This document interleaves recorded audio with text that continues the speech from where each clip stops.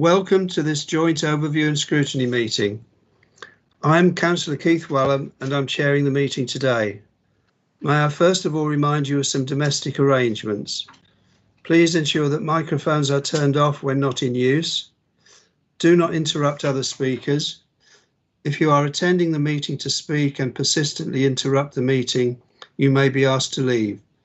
Please ensure your mobile phones are on silent or switched off. I would like to remind everyone present that this meeting will be broadcast live to the internet and will be capable of repeated viewing. The whole of the meeting will be filmed, except where there are confidential or exempt items. If you make a representation to the meeting, you will be deemed by the Council to have consented to being filmed. By entering this meeting as a speaker, you are also consenting to being recorded by the Council and to the possible use of those images and sound recordings for webcasting and/or training purposes.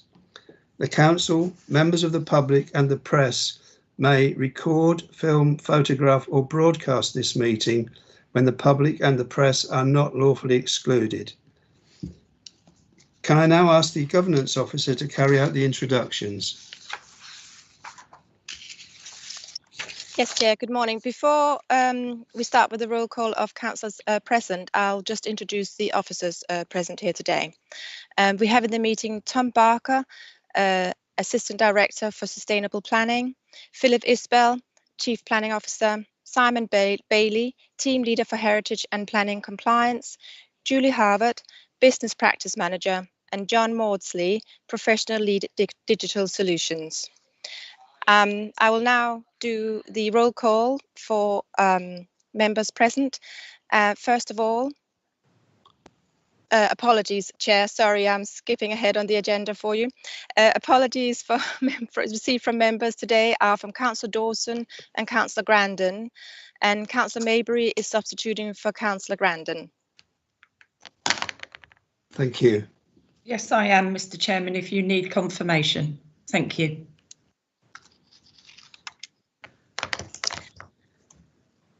Chair, may I do the roll call? Yes, please do. Thanks. Councillor Jane Gould. Yes, good morning. Councillor Maybury. Yes, good morning. Councillor McCraw. Good morning. Councillor McLaren. Good morning. Councillor Osborne. Good morning. Councillor Carter. Good morning. Councillor Caston. Good morning. Councillor Epkinyoung. Good morning. Councillor Muller. Good morning. Councillor Scarf. Good morning. And Councillor Wellham. Good morning.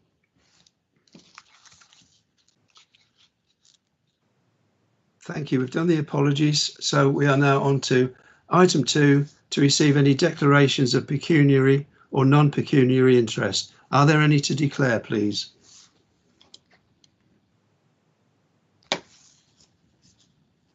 No. Can we then turn to item 3, which is item JOS 21, confirmation of the minutes of the meeting of the Joint Overview and Scrutiny Committee held on the 23rd of November 2020. Are there any points regarding the accuracy of the minutes, please? Councillor Eppingham. Good morning, Chair. Yes, if we could turn to page 9 of the minutes. Bear with me while I get there.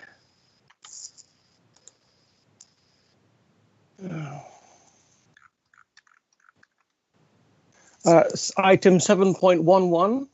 Yes. The last part of the sentence says, as the council was under pressure to provide more for residents. I think that should be more homes for residents. Thank you. And in item 7.15, I think where it says, and domestic developments were developed in the future, I think were sustainable in the future.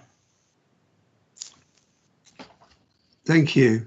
And finally, on page 11, item 7.30.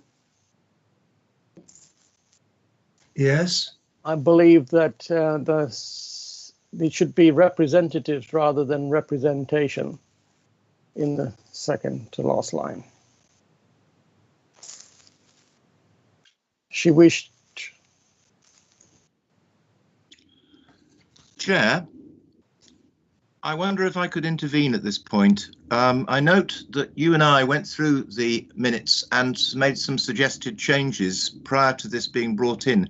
The minutes shown in the published papers appear to be an earlier draft prior to those amendments. So, for example, 7.9 still contains references, as does 7.10, to the Suffolk Drainage Flood Risk Subcommittee. And that, as I pointed out in the amendments made, that is, in fact, it's the Suffolk Flood Management Scrutiny Subcommittee. So if that one's missing, I suspect all of these are missing. I'd like to propose that these minutes be brought back at a subsequent meeting of the joint committee. Obviously, that can't be done now till February, but I have a suspicion that these minutes have reverted to an earlier version. Basically, remember we went through these. Yeah. I don't know if you can confirm that, Henriette, but it looks that way to me. Yes, Chair, I think you're right, and I do apologise. I am not sure how that's happened. Because it was such a lengthy It set was. of minutes, and there were so many technical details that it was necessary for us to do a line-by-line analysis and correction. And I don't think these minutes are fit to be voted upon as they stand. So, Yes, Chair. Councillor McCraw, would you like to propose that they be deferred to a future meeting? Yes, I'd like to propose they'd be deferred till the next available meeting of the joint Overview and Scrutiny Committee, rather than the January ones, which will be the separate councils. Thank you. And we have a seconder, I believe. Councillor Eckping. Yes, Chair, I'm happy to second Councillor McCraw's proposal, although I would hope that in the intervening period we might be mailed a copy of the correct minutes in the meantime. Yes, I think that would be entirely in keeping. As I say, we did do a line-by-line correction because we were dealing with so many bodies and getting all the names exactly right, and plus some of the other references. There were some grammatical things, so I'd be happier with that if the chair of this meeting would be happy with that. Indeed, yes, I think that's the best way forward. Do we need to vote on the deferment then, Henriette? Yes, we would need to vote on the deferment. Just 1 moment, Chair. I'll just have a look at the voting, because we would need to change the wording in the vote. Yes, thank you. Bear with me 1 moment, please.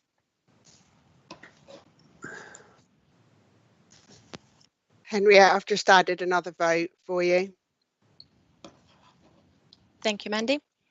Right, so we would need to vote on that the minutes of the meeting held on the 23rd November 2020 be deferred to the next joint Overview and Scrutiny Committee.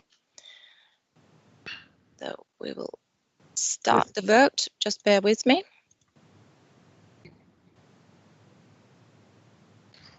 It's been started. So members, please, can you vote now on that item?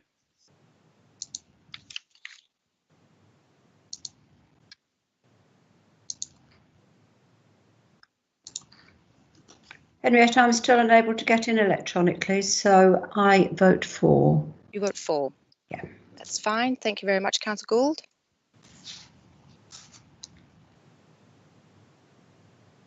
Right, so the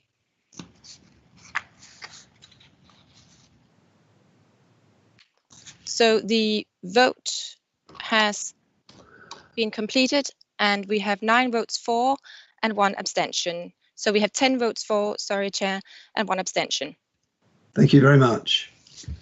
Can we move then on to the next item, which is to receive notification of petitions in accordance with the Council's petition scheme?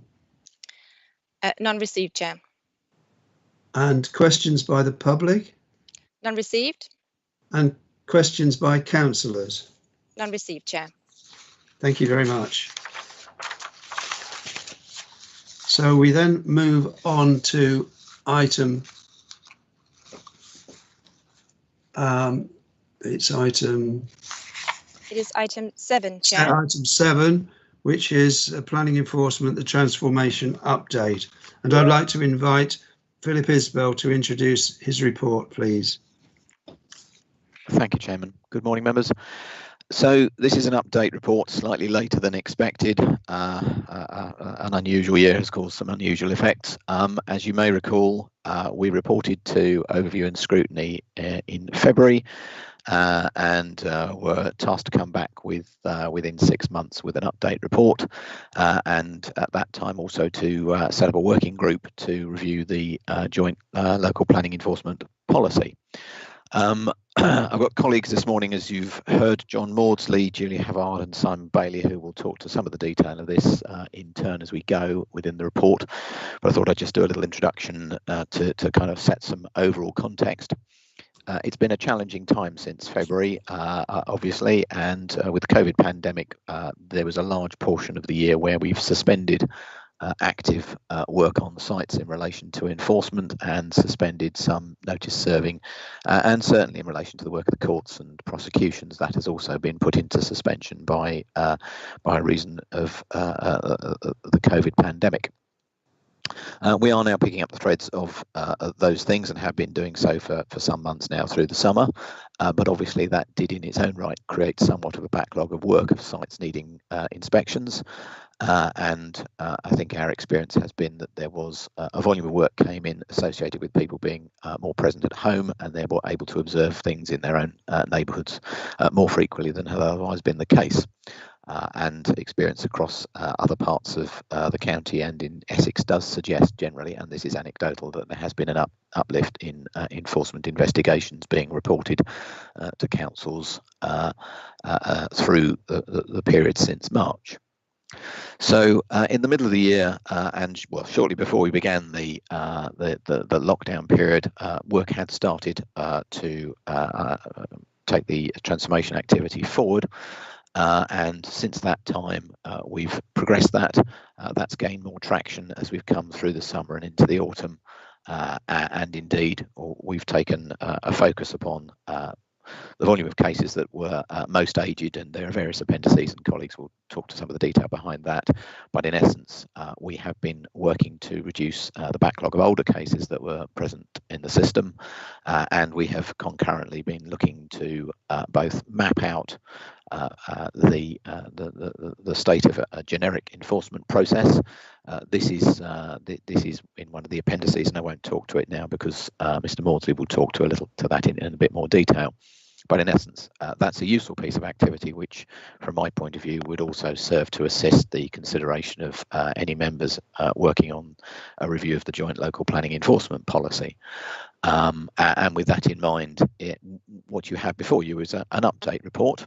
I think it's fair to say my sense of this is that there is much more work to be done, and I think reporting back to this committee in 6 months' time would be a useful thing to do.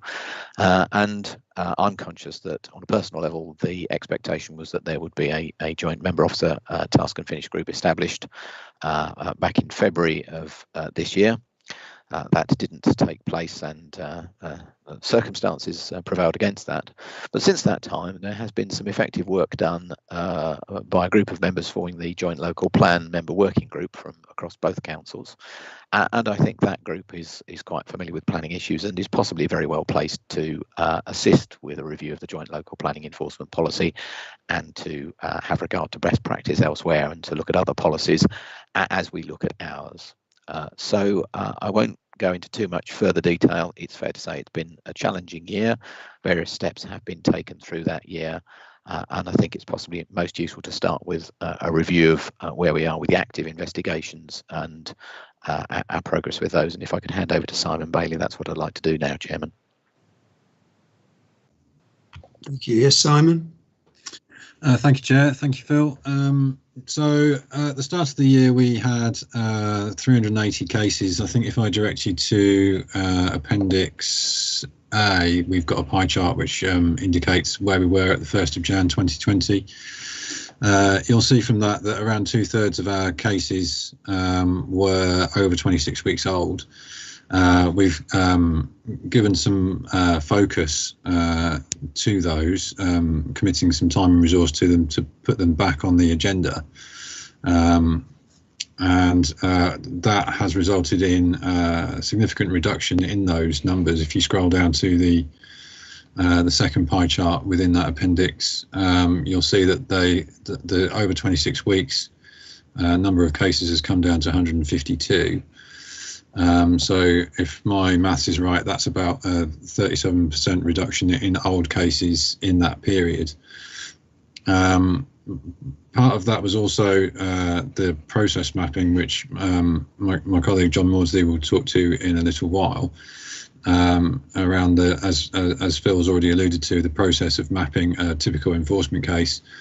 We've updated that a few times during that process of mapping it out, and then used that to inform how we use the enterprise software to task the officers with how they operate a typical case. We've used some other tools as well to help us try and achieve that reduction in case numbers. I mean, overall case numbers have come down. We've been working on bringing numbers down since the sort of inception of the process of reviewing where we were and mapping how we go about doing enforcement cases. So to give you a few numbers, we started off with about 420 cases at the beginning of November 2019. We were down to 340 at the beginning of February and as low as 260 at the beginning of March.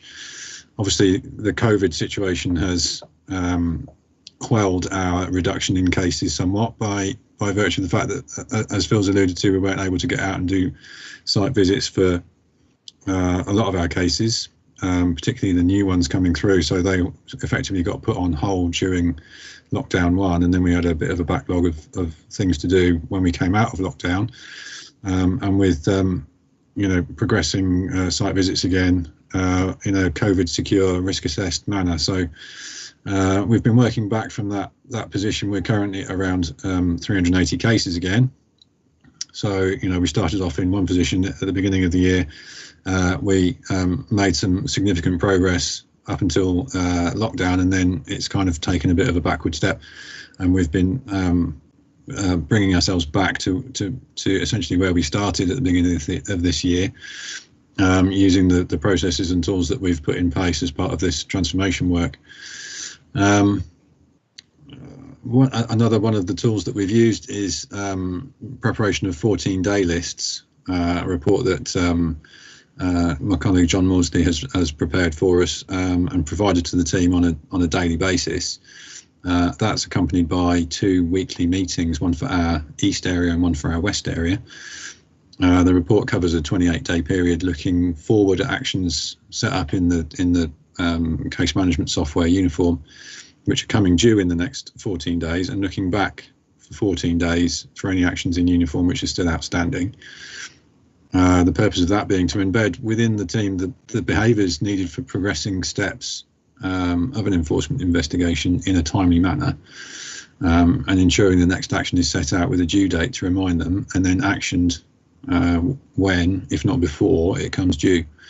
So essentially to use the 14-day report as a shopping list of things to do. We've also used, I think this is referred to in the report before you, used blitz days, 3 of, to give focus to all our cases, but particularly those over 26 weeks old. And the process involves pooling our resources by enlisting the help of colleagues in the DM team to provide a fresh pair of eyes, to give an opinion, to suggest next steps, with the aim of then giving impetus to move cases on. And it's a collaborative approach. It's not this, it's not DM officers telling enforcement officers what to do. It's simply a mechanism for drawing attention to those matters where it's needed, and weeding out those where it might not be considered appropriate or expedient or in the public interest to pursue. That might be a good point to lead over to my colleague John Maudsley to talk about the process mapping. Could I just ask a question? You and Phil have both talked about the increase in numbers of cases, and Phil said it's probably because, to a degree, it's probably because there were people walking about seeing things they hadn't seen before. But was not the increase in cases also to do with businesses having to find new ways of working, for instance, eating establishments, and also extending working hours, deliveries to supermarkets and so on. Am I right that that gave an increase in the number of cases as well? You are right, Chair, but a relatively minor increase in number of cases. We have around 30 cases that we've put onto a separate code for temporary tolerance during the COVID situation. There was, we had some guidance from government via written ministerial statements. The first one being around retail delivery times. So if they wanted to do out of hours delivery times, they could do so without us coming at them for a breach of condition. There was maybe, I think we had 4 of those. We had the next advice from government was around construction working hours. We've had a set of cases set up in relation to those, but these cases were set up so that we could provide a period of tolerance to assist with the economic and to some degree social recovery from the COVID crisis. And it's set up as an enforcement case because the software that we operate for case management has the functionality to set up actions with a future date, with a due date, so we can be alerted to monitor if the breach continues or if it's been removed, which is not a functionality that I believe is available within the development management side of the software. So a lot of those cases have not arisen out of complaints. They've arisen because businesses have come to us and said, this is what we want to do. Right. And we've confirmed that that's acceptable, and we've advised them that we're going to set up a case to monitor it, and we'll come back to them at a later date. We have seen, as Phil's alluded to, we have seen an uptick in complaint cases from members of the public, councillors, other departments within the organisation, relating to, our perception being that is related to people being stuck at home and not able to get out, and they're seeing what their neighbours are doing and coming to us mostly asking to confirm that that's acceptable. We've had a few things that have come to us around whether or not it's appropriate for builders to be operating on site and not observe social distancing measures, which obviously is not something that we're able to tackle directly. So we might need to refer that to another department or over to the police or somebody else who might be better able to approach that particular issue. So a variety of stuff has come our way, and not necessarily all things that we could deal with. Thank you, Simon. Phil, you've got your hand up. Did you want to add to that?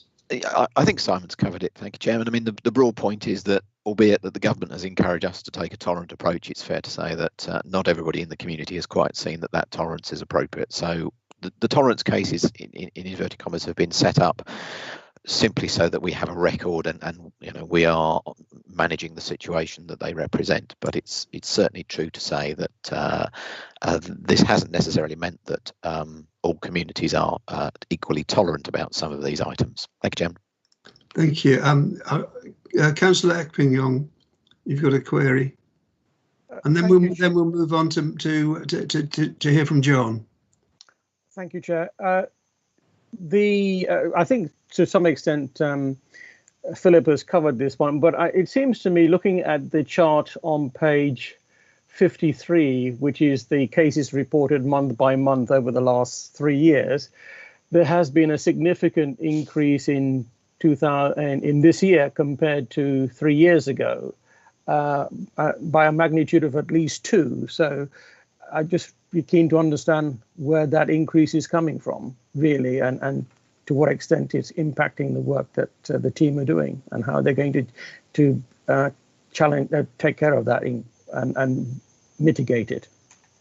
Thank you. Shall we press on and hear from John and Julie, because perhaps that will be covered in their presentations. If not, we'll come back to Phil or Simon at the end of the presentations, if that's okay. Thank you, Chair. I can answer that one later if that's right. Okay. That's absolutely fine. Thank you. Thank you, Chair. Yes, as you can see in Appendix E, the enforcement flow chart is included.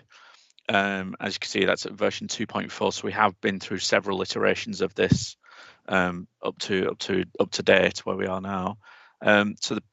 This was essential really to map out this process so we could identify the steps necessary at each stage from receipt through to conclusion that we could then bolt onto our enterprise software, which would then enable us to track where the officers are with each case and the timescales for each case and each of those actions.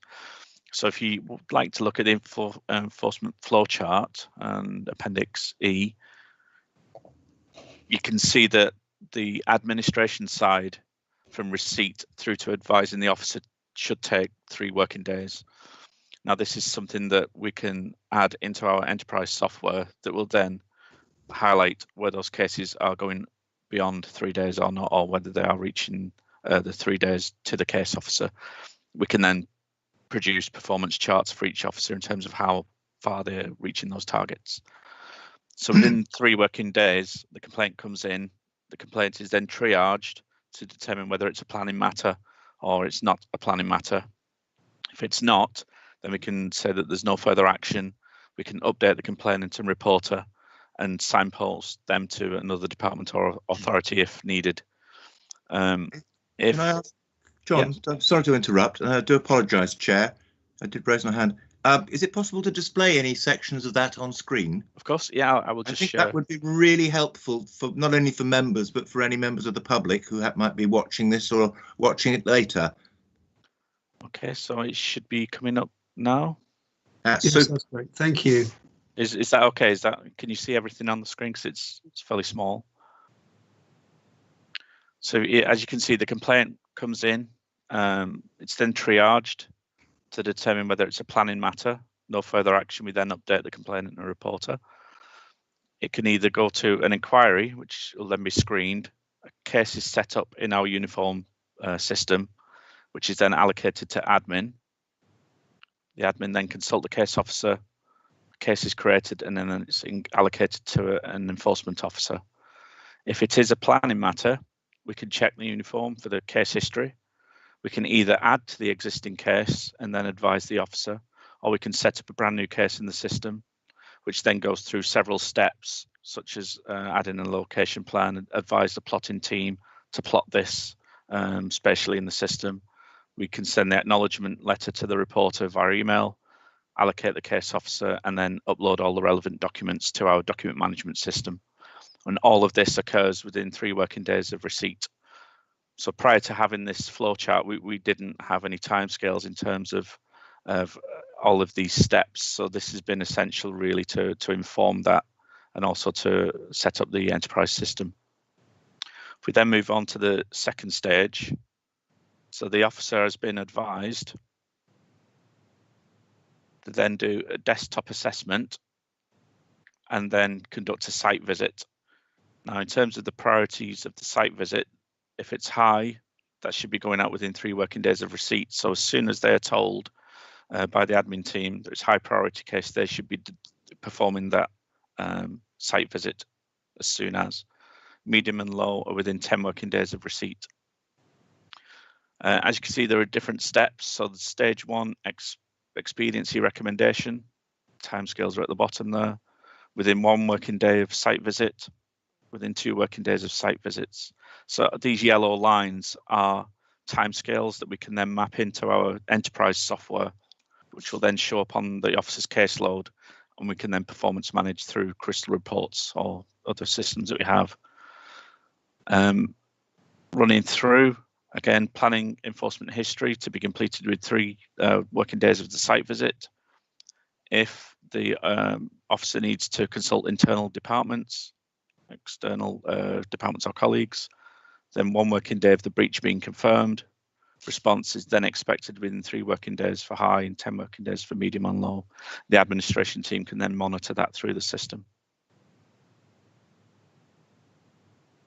Moving on to the last slide. So the expediency report for high priority cases is expected within 10 working days of breach suspected, or medium and low within 20 working days of the breach being suspected. And as you can see, if it's acceptable, we can then invite an application, application received through to determination. If it's unacceptable, we can issue a cease and desist letter, a planning contravention notice, or enforcement other notice. And then that goes through appeal lodged, and then that will sit with PINs. This last section is yet to be added to our enterprise system. What we have done is focused on the initial and the middle stages first to get those targets in the system, so we can then report either via the daily rolling reports, which is highlighted here, or through case management in one-to-ones. The daily rolling report that Simon mentioned, it's been very useful in terms of looking 14 days ahead, but also 14 days back, and it's drilled down to specific actions within each case. So not only are we getting an update for the cases, we're getting an update on the specific actions on what they're doing next, what the case officer is doing next, and the timescales. If those timescales are not met, then they'll fall into the second half of this report, where we can then chase that up with the officer. So it's really drilling down to specific actions, which has been the improvement, I think. And that is that okay now for now? Yes, thank you very much. Shall we move straight on? Is Julie going to give us a presentation as well?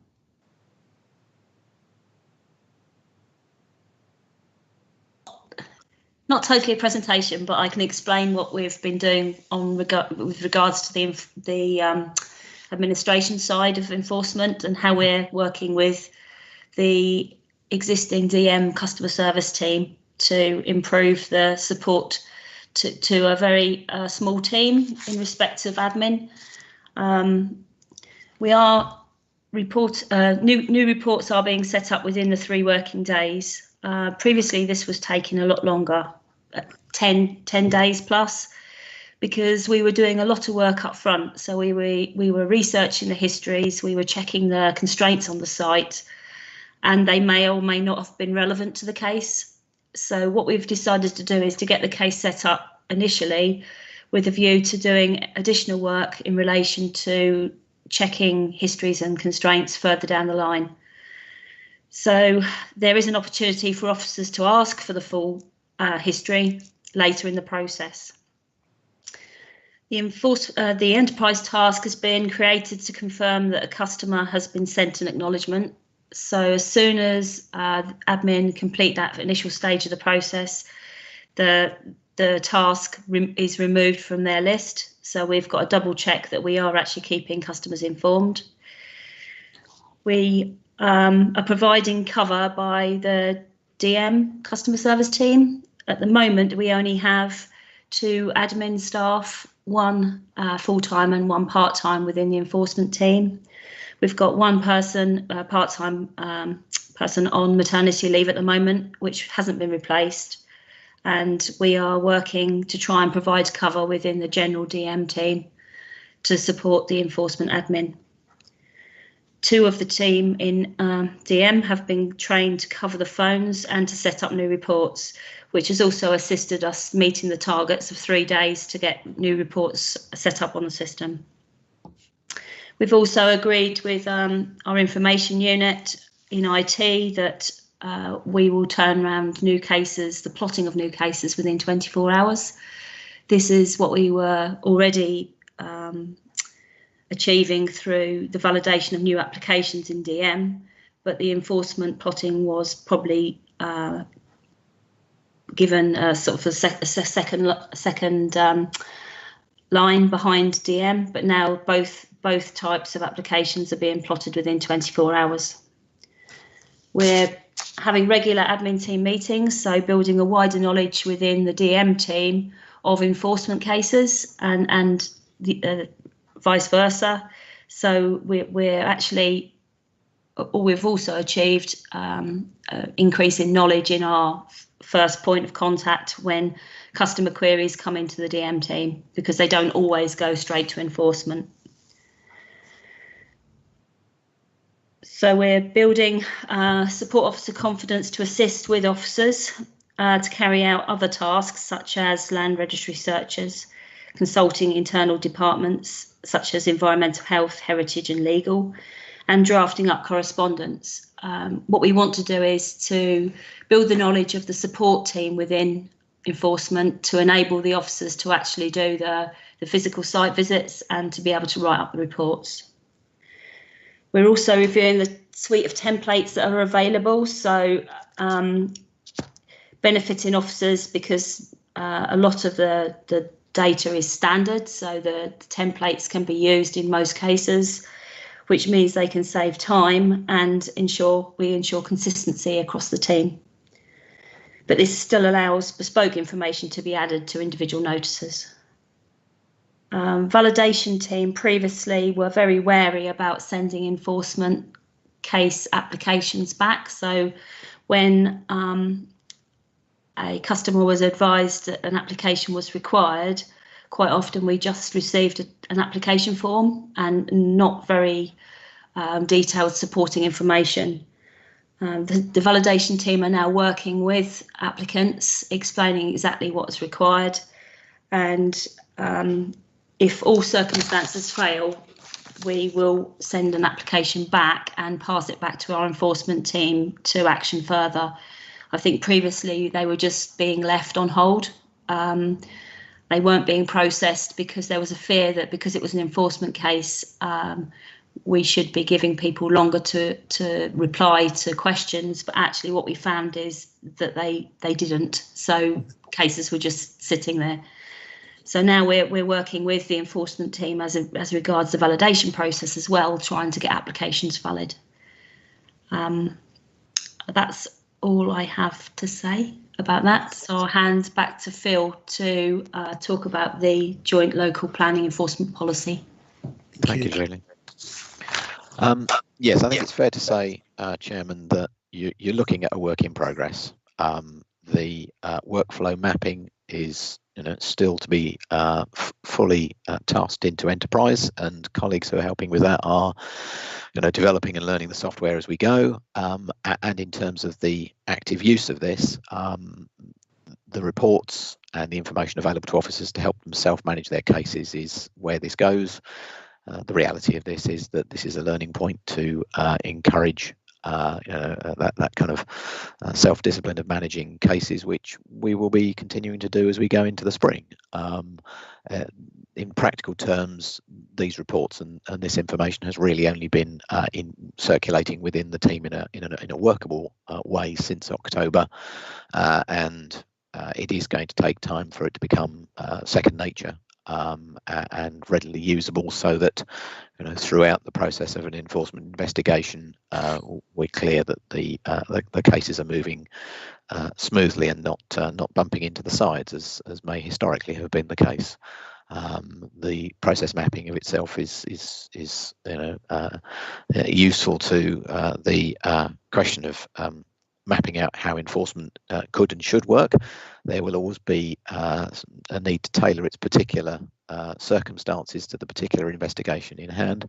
But I think it's also highly relevant to a review of the joint local planning enforcement policy, and this probably then becomes the starter of a conversation within a working group to actually look at how that workflow is and what it could and should be in order to set a policy that ensures that both communities, members of the public and those investigated, as well as councillors, know precisely how we are going to conduct investigations, so that we have a transparent approach, but one which doesn't pull any punches and is quite clear about the way in which we will approach an investigation, albeit that you can never truly, I think, say more than something that's generic, because the expediency issues particular to any given investigation will differ case by case.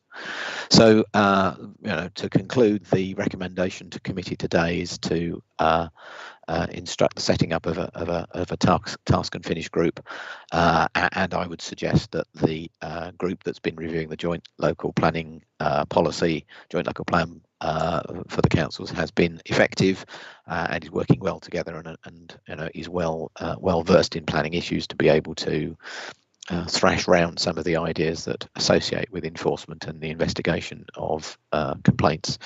So, Chairman, I'm I'm conscious Councillor Epignon did ask a question as regards the uptick in complaints, and I think Simon did indicate he'd provide a start to that answer. And with your agreement, I'd suggest Simon comes back in at this point. Yes, I'm happy to take any other questions. Thanks, Phil. Thank you, Chair. Just to answer Councillor Epignon's question from earlier, in the period 1st of April to 10th of December 2019, we had 403 cases come in to the team. In the same period this year, 1st of April 2020 to 10th of December, we had 588, which is a 45% increase in cases received year on year.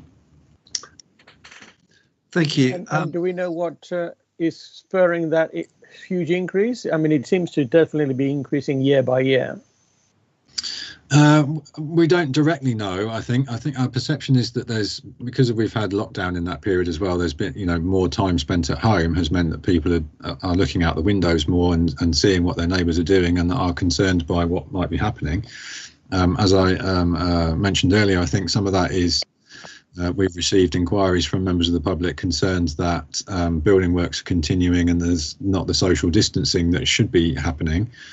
And where we've received complaints like that, we've advised customers of the provisions provided by government to extend working hours, and also that the maintaining social distancing requirement is not something that we can act on their behalf. So we've, in that respect, we've directed them to other teams within the organisation or externally elsewhere to the police. Okay, Simon. So I guess your anticipation would be that in 2021, the number of cases coming in would start to go down. I'm just concerned about the workload on your team, really, if this case load continues to increase. Yeah, I mean, I don't think, I'm not expecting a continued increase in the number of cases coming in. In the same period for 2018, we got 275 cases. So I would hope that 2021, 2022 would see a reduction back to that sort of level. I think we'll still have a number of cases on our books under the tolerance code that we've put in place to assist with things like extended delivery hours and sort of external developments at pubs, for example, to accommodate social distancing requirements. So, whilst those things might be tolerable under the sort of economic recovery from COVID circumstances, they might not necessarily be tolerable under ordinary circumstances. So, we'll need to get those cases monitored and reviewed. So there is a job of work within there. I don't anticipate that they're just going to disappear. I think there's going to be some chasing to be done with those in order to either get those things granted planning permission or removed as appropriate. I'm not expecting the increase in new cases to be persistent. I think it will drop back down again to the levels that we've previously seen. Thank you very much. Thank you. Now, I will go around the whole of the joint committee so that everyone gets a chance to ask questions. This is just for questions, and then we'll do the same a bit later on for the debate. Everybody will get a chance to speak. So can I move on now, please, to Councillor McLaren? Thank you, Chair. Yes, and this question is for Simon, actually. I meant to ask it in the members' briefing and I didn't. When cases are being allocated to officers, is that on a geographic basis or on a selective basis? Thank you. Thank you, Councillor McLaren. Yes, it is. We have two teams within the enforcement teams. So officers are split east and west. So we have 3 officers for each of those teams. Currently, the west area has 1 officer off on maternity leave. So currently, there's only 2 officers in that dealing with cases in that space. But yes, they are divided up or allocated to officers on a geographic basis. There isn't necessarily a split within the areas as to who gets it, other than the type of case coming in. So those cases involving listed buildings or unauthorised works to protected trees would go to a higher grade officer than, for example, complaints about sheds and fences or, you know, a minor breach of condition. Because there seems to be, looking at the detail, there seems to be sort of areas where there seems to be more complaints than others.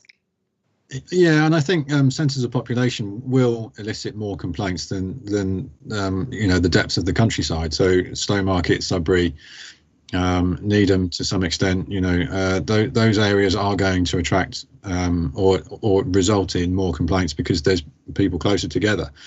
Whereas out in the countryside, there might be things that people do that their neighbours, because they're a distance away, might not necessarily see or decide to lodge a report about. Thank you very much, Simon. Thank you. Thank you, Chair. Councillor Scarf, please. Thank you, Chair. Yeah, I mean, I was going to sort of ask a question. I mean, based on the fact that we sort of understand why the reasons that cases have gone up, and with the COVID situation, how we can't deal with them quite in the same way that we used to. Are you confident over the next year or so that you can reduce those cases number again, because you obviously made great strides from November 19 to early 2020 to reduce the number of cases, and then along came COVID, which obviously has resulted in a lot more cases for you, including the COVID tolerance cases. But are you confident with the resources that you have to hand and the mapping process and the new technology that you can reduce those over perhaps the next 12 months, or is there a resource issue there or anything like that that you would wish us to be aware of, Simon?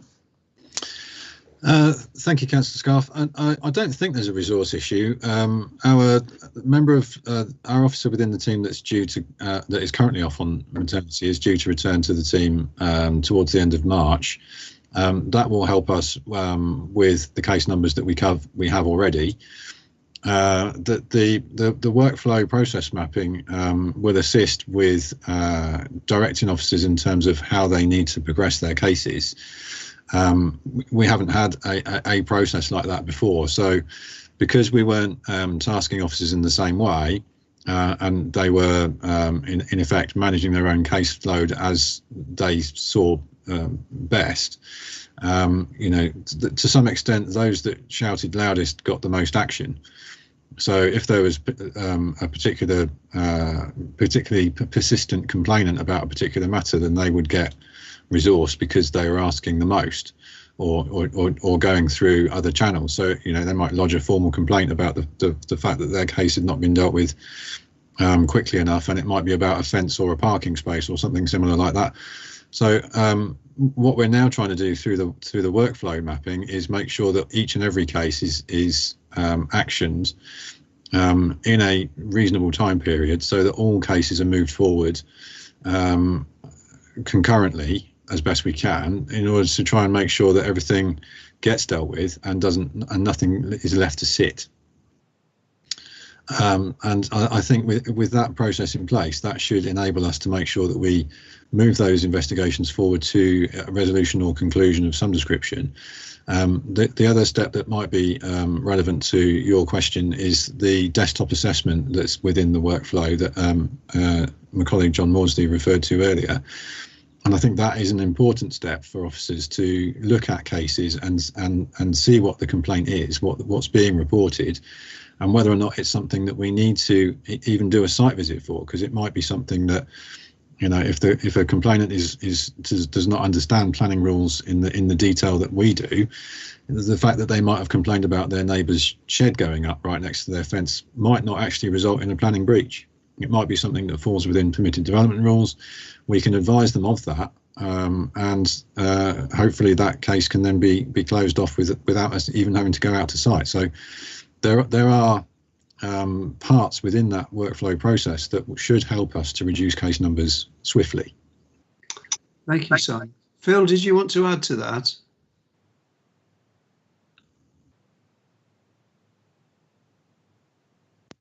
Yes, if I can do, Chairman, that would be appreciated. Certainly, I think from our point of view, the question of resources, it remains under review. At the moment, I think it's probably still too early to draw a conclusion about it, because I think we're still getting things into a new process. But both Simon, myself, Tom are alive to the question of what's the appropriate resource to do this as an activity. And it's also true that with the joint working with planning officers doing Blitz Day and other things, that we've had considerable progress in actually team working and helping to actually get to the bottom of some of the knotty planning problems that exist within some of these investigations. And the reality is that that's both a learning exercise for planning officers and a learning exercise for enforcement officers at the same time as taking investigations forward. So that shared activity and that shared purpose, focusing on particular cases to get to a conclusion. It doesn't necessarily resolve the planning breach or the investigation, and as I think as John said in relation to the video mapping, we still have not mapped out the appeal process or what happens once we've served a notice. So we've got more work to do on that. And the reality is that Babergh members will be well aware that we've recently fought and succeeded in an enforcement case in Bures at Cuckoo Hill. The question of that has involved quite considerable officer cost and time, and to get an investigation of that nature, which is probably the most detailed sort of enforcement investigation you do. At the moment, we've probably spent over £50,000 on legal advice and other matters associated with it. It is not enforcement when it happens in that fine-grained detail. Does require a solid level of resource and a solid level of commitment and experience. So I think Simon and I are highly alive to getting the right resource onto the cases under investigation. And at the moment, I think I wouldn't conclude that there is necessarily the wrong profile of resource against investigations, but there's more work to do on that, and I'm reserving my judgment, Chairman. Thank you very much, Phil. Councillor McCraw. Thank you, Chair. My apologies for that slight delay there. I'm just observing the cases reported, that table on page 53 of the papers of the agenda. Simon's alluded to it in some ways, and I think it's where Councillor Epignon started off, looking at a rise in figures from November 17 through to November 20, a 3-year period. And there is an overall upward trend. I mean, I wonder if it's fair to say this, and I'd like to ask officers if I'm correct in this assumption, that reports made are not directly under the council's control or officers' control, because those are just people's perhaps perception. We have an overall, I think, perhaps is this perception correct, that there's greater awareness of the very existence of planning conditions, and that the perception of a breach is not necessarily a breach in itself, which is more or less, I think, what you've been driving towards. But I think that is that a fair assessment? That there is a greater awareness and understanding that planning conditions exist, and maybe people are more inclined to say, hang on a minute, what about that? Which might not be it's a case reported. It doesn't necessarily mean it's a complaint, if you follow me. Mm-hmm. Simon, you can say that. Thank you. Yeah, thank you, Councillor McGraw. I think that's true to an extent. There is probably a greater awareness of planning requirements among certain sectors of the general population. It's possibly not in terms of the fine detail, but if, for example, large housing developments are proposed in or around villages, then I think there's probably they draw attention from the existing populace, and they will make representations and be aware of the decision and possibly the conditions within that decision, and where they're possibly slightly aggrieved at the decision being made to grant planning permission, they may then look at making sure that development is carried out absolutely and at 100% in accordance with the conditions attached to that permission. When we do get complaints like that, we need to review how much of a breach has occurred, if one has occurred at all, and go back to the developer to make sure that they're either doing things properly, or that they're aware that they're on the fringes. And as a supplementary to that, if I may, Chair. Yes, of course. In the instance of multiple related reports of a breach, which is maybe not exactly the same breach, do we double count, or do we just count that as one report? If it was broadly the same, I think we would probably add it to the same case. If it was relating to two different conditions but on the same permission, that would be two separate cases, though they probably would go to the same officer, because it would not make sense to have two different officers dealing with the same thing, dealing with the same site. Thank you. Thank you very much. Tom, did you want to come in at this point? Yes, thank you, Chair. I was just looking to supplement the answer that Simon gave in terms of that kind of greater visibility of the planning process. And I think the growth in neighbourhood planning, which a number of our communities, we've now got 50 communities across the two districts looking at neighbourhood plans. And I think that is another mechanism through which people's eyes are opened as to the planning process, and might be leading to a kind of greater sense of expectation and an increase in reporting. So I just thought I'd just weigh that in, because I think certainly that ground up approach to planning and neighbourhood plans driving that will certainly be giving some parishes a much greater understanding of what the planning process is, how things work through, and therefore a kind of closer eye in terms of whether developments are going ahead as proposed. Thank you.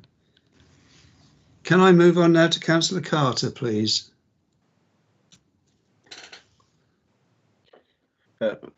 Thank you, and apologies in advance. I'm having a bit of a spasm time at the moment, so I do hopefully not swear when I stood it. All right, looking at the chart, I may be a mistake, but the where it's written regards the actual current cases, it's just the ones that are currently available. So, sorry, bear me 2 seconds. Maybe I'll come back to you whilst my wife leaves. Okay, we'll come back to Councillor Carter. Councillor Maybury. Thank you very much, Mr. Chairman. I would first of all like to say that I thought the member briefing on enforcement was extremely useful for all members, and I think it's given us a greater insight into the complex issues of an enforcement case. Secondly, I would like to also say that I think Simon and Tom are absolutely right in what they are saying about the enforcement. But I would like to add to Simon about large developments near established buildings. I actually think that sometimes if people are aggrieved, that they will, I would suggest, just try to be a bit awkward, which causes more work for enforcement. And Tom's, excuse me, comment on more villages or parishes having neighbourhood plans or looking into those. Yes, they have a greater insight into what is happening. But I think I have actually two questions, if you could help me, please. First of all, could I have an example of a legal issue rather than heritage or something else? Are we talking about legal as in the planning condition, or are we talking about legal as to something else that I don't understand? That's my first question. And my second question, I have forgotten to write it down, so I'll think about it. Thank you. Tom, you've got your hand up. Is it to answer that question? Tom, sorry, no, the hand is, sorry? Just a legacy. I'll leave Simon to answer that question. Okay, thank you, Simon. Thank you, Chair. Thank you, Councillor Maybury. I think the reference to legal cases is probably in terms of us getting a court date. And I think the courts are experiencing some backlog following lockdown, and also as a result of trying to put in place COVID secure measures so that obviously the two parties subject to a legal action are able to be in the same room at the same time, or to do it via some other mechanism. And I'm not sure that it's I know one case that's in my mind that we need to progress on. I'm not sure that it would be appropriate to try and request the defendants to do that through Zoom or Teams or some other online meeting arrangement, because I don't think they would have that facility. So when it comes to legal issues like that, I think we are struggling a little bit to get a court date, because the courts are struggling to get arrangements in place to get people into courtrooms. Thank you. Thank you, Mr. Chairman. I've remembered my second question, and I do apologise for that. Julie was talking about validation, and I would just like to expand that a little more, if possible. So my question on that is, because you were having difficulty with validating and enforcement, and can you just confirm that that was because you were requesting a planning application, and I'm going to say the defendant, whoever the householder was or whatever, they were resisting that, please? I think the reason that it's difficult to validate some of the enforcement cases is that it's people's understanding that an application form needs to be completed and submitted. But we have to treat enforcement cases like any other planning application. So they have to provide the details as per the national and the local validation requirements, as if the application wasn't already, as if the proposal wasn't already built and they were looking to retain whatever. So I think we've struggled with providing probably the applicants with the advice at the initial stages. So we're much more detailed in saying what is required. The validation team are able to offer that advice to the enforcement officer. So any point in time when the officer goes back to the applicant and says, this is what's required, you need to make an application, we actually detail the documentation that would be necessary to submit that application and for it to go through the process. So I think we've also had instances at the moment, the quality of some of the applications actually coming into the DM team are poor, because people are struggling through COVID to find people to be able to actually help them submit applications, especially if they don't want to go to planning agents. That, you know, they're struggling to provide specialist reports with applications.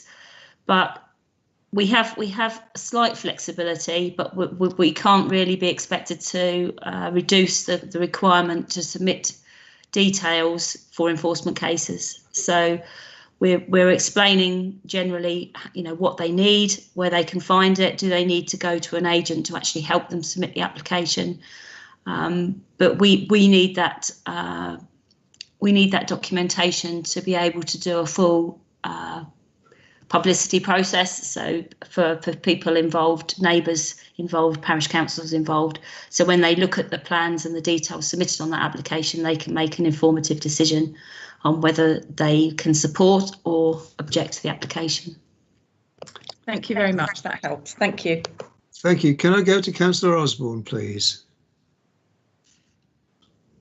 Yeah, thank you, Mr. Chairman. Yes, it's mostly about clarification, really, and I don't want to be like the playwright John Osborne and look back in anger, but could Simon just tell me about the when he first was on the enforcement area at Corks Lane, there were a lot of backlog of legal stuff that hadn't sort of come forward. Did we get rid of all of that area of backdated enforcement cases, or are they still hanging around? And how many of those, like Paul Appelong was saying, Councillor Paul Appelong was saying that obviously the numbers that you've given, do they relate to any back cases that go back a great many, or 2 or 3 years, either before COVID, obviously? And secondly, what I'd like to know is how many cases that I say were dated before 2017-18, numbers have not been able to be enforced.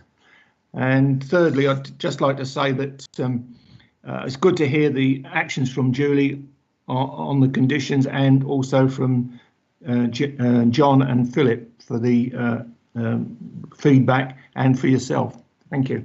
Thank you. Simon. Thank you, Councillor Osborne. So, yeah, we have taken steps on reducing the number of older cases, as outlined previously. Some of those we have reached a conclusion on in terms of the issue has been resolved with us without us having to resort to formal enforcement action. Some of them are already subject to notices and perhaps require legal action. So we've already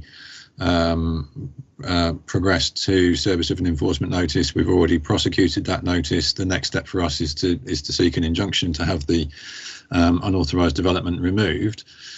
So, you know, there will be those cases, a bit like, as Phil's already alluded to, the Cuckoo Hill case in Bures. That one came into us late 2017, and we're now late 2020. 3 years later, we've got to the end of the appeal process. Obviously, the appeal was due to happen this time last year, so the COVID situation has delayed that by 12 months. That's, you know, that's unfortunate, but there are those cases that will last that bit longer because of the complications involved in them. And the follow-up actions that we would necessarily require. But, you know, I think the oldest case that we've got on our books probably goes back to 2007 or 8 currently. And I think those are ones that we've gone through all the steps with enforcement, and we're now looking at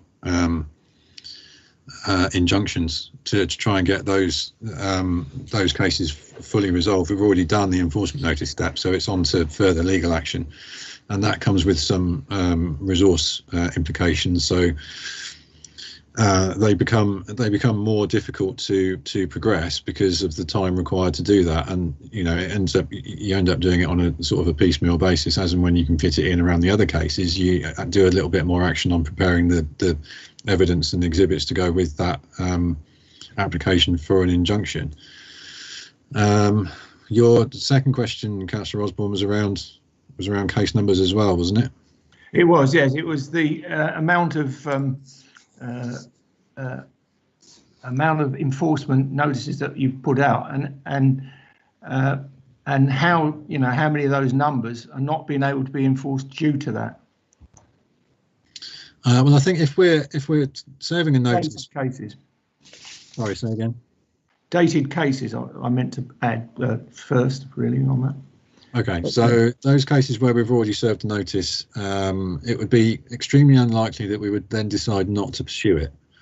I think before we serve a notice, we make that assessment to ensure that we've got a good case, because our expectation is that it would inevitably go to appeal, and you might end up then having to take some further action against it via a prosecution or an injunction. So we want to make sure that we pick our battles, so to speak, so that only those cases where we are, you know, you can never be 100% sure that a case is going to succeed, but we need to be, you know, suitably comfortable that it's worthy of the time and resource that is going to go into it in order to make sure that we get the proper result out of the other end.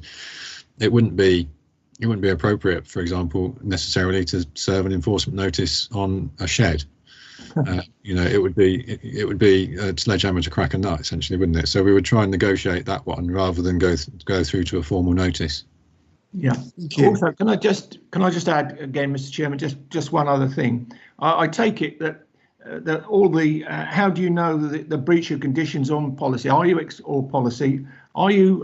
expecting the residents and councillors ourselves to actually come forward to you with these, or do you visit sites to see if they have been regularly being dealt with? I know it's a question that's probably been asked before, but just to to clarify that point? To answer that one, we rely extremely heavily on members of the public and yourselves as councillors to come to us with suspected breaches. Excuse me. We're not resourced to be able to go out and monitor all the permissions that we grant to make sure that they go ahead in accordance with the approval. I think a lot of that is, on trust that the developer is going to proceed in the right way and do it as per the permission and the approved plans. So it's reactive as a service. There isn't a proactive element within what we're able to do with the resource that we've got. That's very helpful. Thank you, Simon. Thank you, Mr. Chairman. Thank you. I'm going to Councillor Muller next and then back to Councillor Carter, if that's okay. Councillor Muller. Thank you, Chair. No, I have no questions at this stage. Thank you, Chair. Thank you. Councillor Carter then.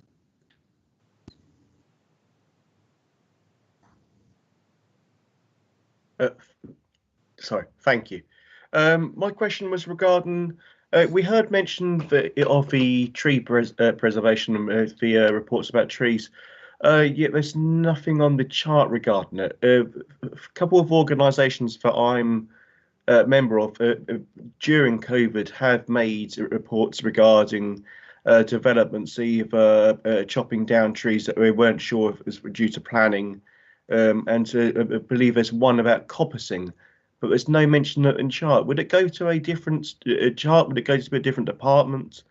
And when it comes to enforcement of these, would there be like a tree preservation, a tree warden that would go visit the properties afterwards? Or because I've not known anyone to give me any feedback afterwards. I've not made the reports myself, but I've not heard back from them saying that any follow-up has been taken. So how would that be treated, nor would it be waiting into after COVID to be acted on? It depends on the tree. If the tree is subject to a tree preservation order, we would put that as a high priority case and seek to go out within the 3 days that my colleague John Maudsley talked about earlier. Our informal aim is to try and get out within 24 hours of receipt of a case like that, so that we can deal with it as soon as possible. If somebody's up a tree with a chainsaw, we need to be dealing with it whilst they're in progress, rather than at some point at a later date. Things like coppicing, if it's to do with hedgerows, if a hedgerow is coppiced, it hasn't been removed. The legislation for hedgerows states that for a hedgerow to be removed, it has to be uprooted. So if it's coppiced, then it wouldn't be a breach of the regulations, and there would be no further action for us to take. The hedge would grow back. For much of our the trees or hedgerow cases that we do consult with our in-house arboricultural officer to make sure that we are approaching it in the correct manner, and the advice that we get from him will lead how we respond to the complaint. Is that okay? Yes, thank you. I believe the coppicing one was regarding a willow tree that had its crown removed, and as far as I'm aware, they do not recover from having its complete recovery. But that has answered my question. I appreciate it. Thank you very much. Thanks. Can I move on to Councillor Gould and then Councillor Caston, please? Thank you, Chair. I haven't got any questions at this time, thank you. Councillor Caston.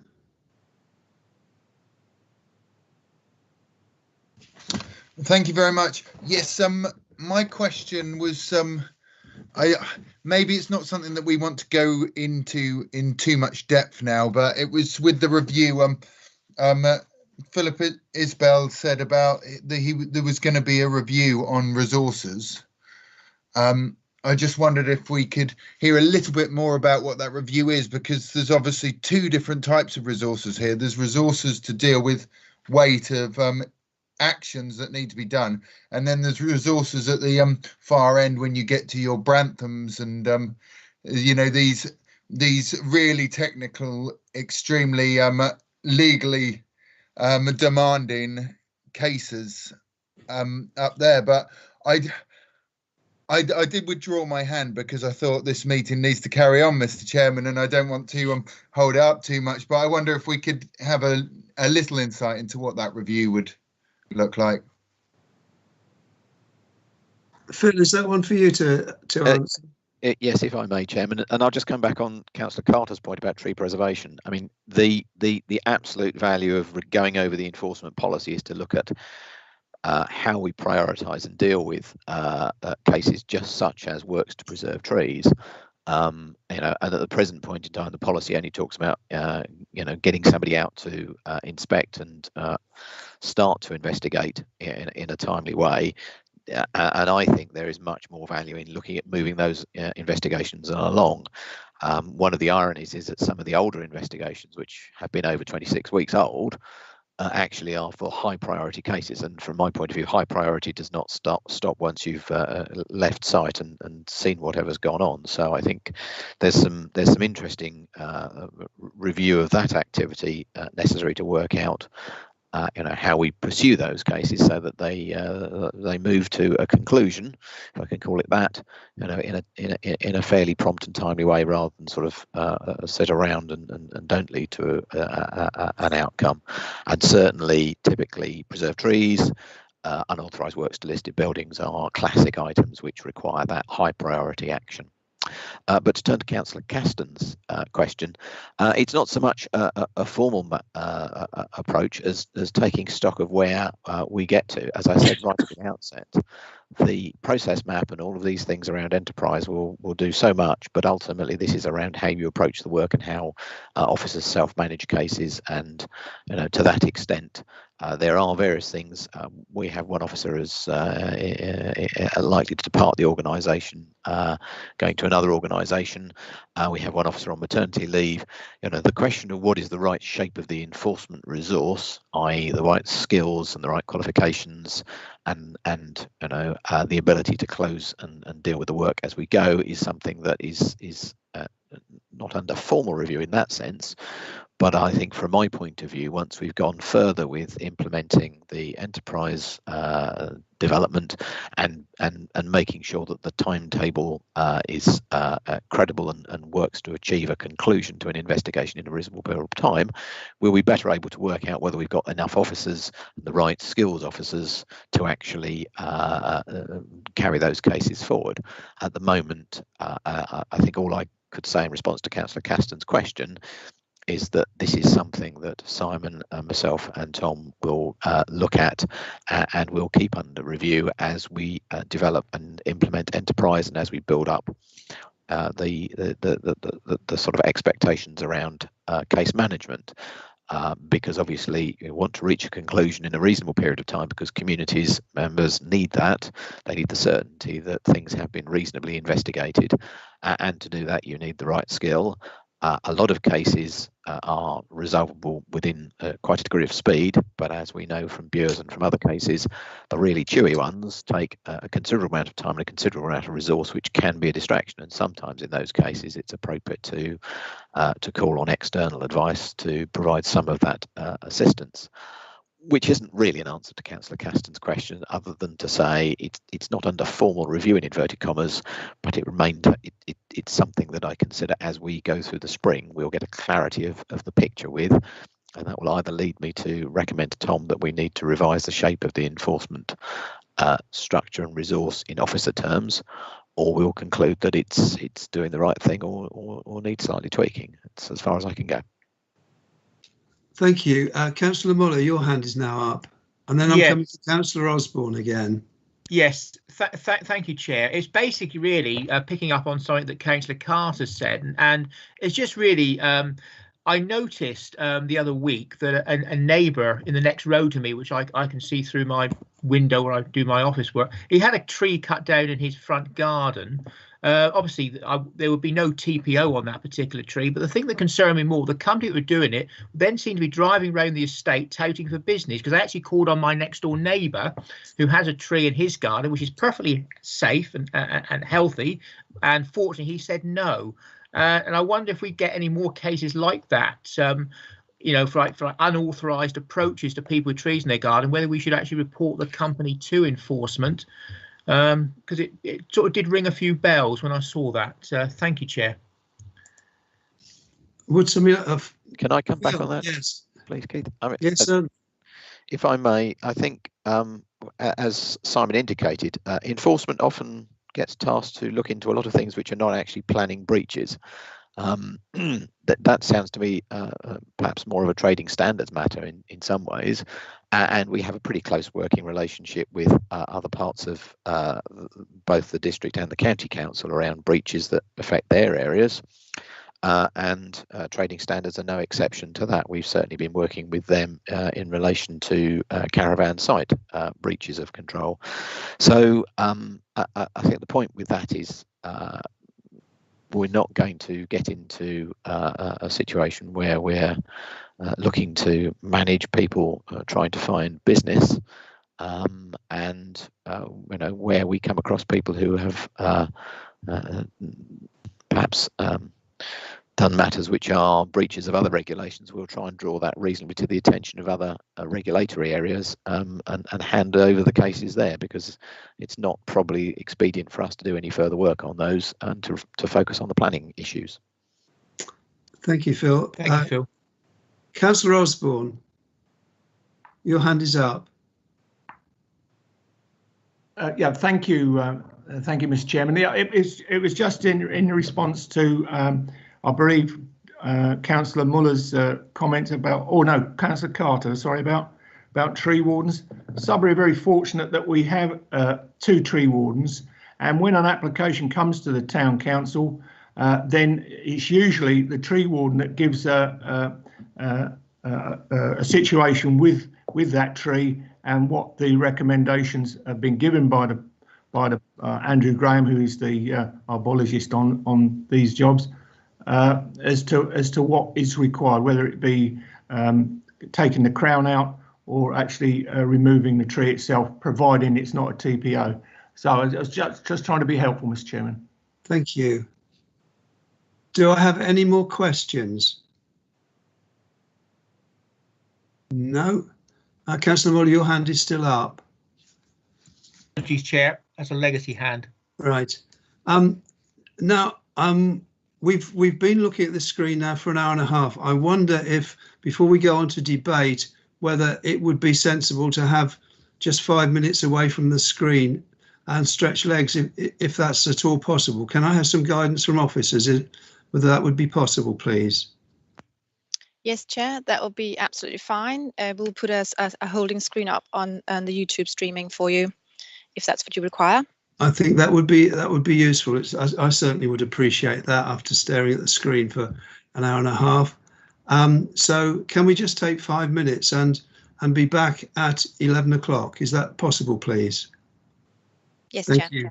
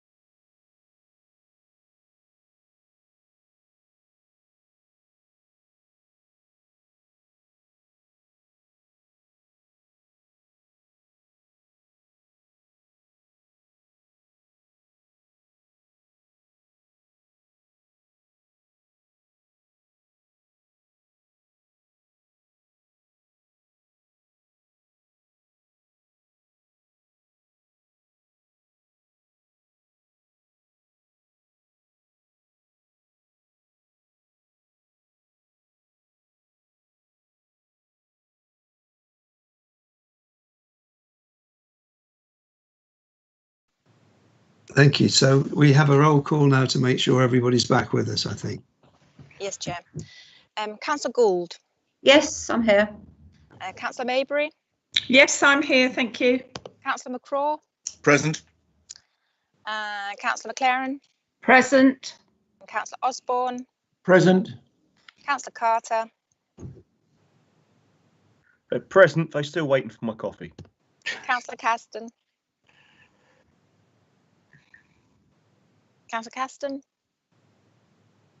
Are you in mute? He's mute. He's mute.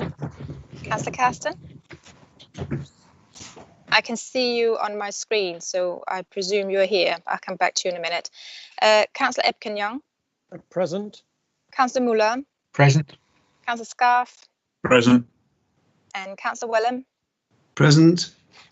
Councillor Caston, are you here?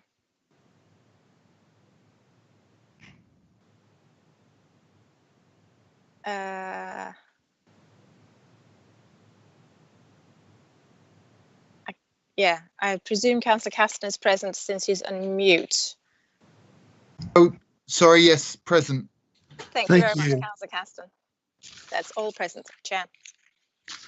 Right, so we got to the point where we had all asked our questions, but I see Councillor Maybury has her hand up. Is this to start the debate or is this another question? No, actually, Mr. Chairman, it's a question on reflection. One always has to walk away and then come back and think of another one. Could I just have confirmation, if I may, from one of the officers? There was the comment about £50,000 in officer expenses for the Cuckoo Hill enforcement. I understood, but I may be completely wrong, that the developers were actually paying the costs. Thank you. If I can come back on that. Yes, please do. So I don't think I said that was the officer cost. That in essence represents the legal costs at the present point in time. And yes, we literally have a costs award against the applicant, but if we can't get the money back out of them, then that's a Pyrrhic victory, as it were. So in literal terms, and there is no guarantee you'll ever get costs in these things, but in literal terms, with barrister time and various other things, at the moment we stand a little over £50,000 in terms of costs to the council, and obviously that's money that's already been expended. So the question of us recovering it is a different thing. I think that the officer element of this, there are obviously the on costs associated with 3 witnesses in relation to that and their time and attendance, and typically we will look to recover that, but it is all resource into an expensive activity, Chairman. Thank you. Thank you very much for the clarification. Thank you. And Councillor Caston. For debate, please, Chair. Okay, that's fine. No more questions. So, Councillor Caston, I'm happy for you to kick off the debate. And then I'm going to go round in an order, so there's no need to put hands up. I will come to everybody. Thank you, Councillor Caston. Thank you very much, Chair. So in this report, I'm not getting too hung up on these on 13 weeks old or less. I think that the increase in reporting is a good thing. It's it's good that we're seeing more people reporting. It shows that they've got more faith that enforcement will do something about their claims, and also I think a lot of these will maybe be solved quite quickly and not increase the workload for the enforcement officers. The important thing for me is the 13 weeks old or more, which has gone down since from the 1st of January. It's gone down quite a bit to the 23rd of November. And I don't expect a lot of these cases to get solved, some of these cases to get solved in the 26 weeks, because some of them are very complicated and they need to be done well. But I think on a whole, the fact that we're doing more will be a deterrent, which is a really good thing in enforcement. But the workflow process mapping, I think, is fantastic. I think what a great tool to use to deal with these and to make the whole thing more efficient. It seems like we don't have an immediate issue with resource. It's something that I'm really pleased with Philip Isbell's answer, that this review is an ongoing thing and it will be dealt with if and quickly jumped on if things seem to get behind. But I think generally looking at the what's been done here, it's really good. I think it's dealing with things efficiently, and yeah, for noting this report. I think this has come forward and is working well. Thank you very much. Councillor McLaren.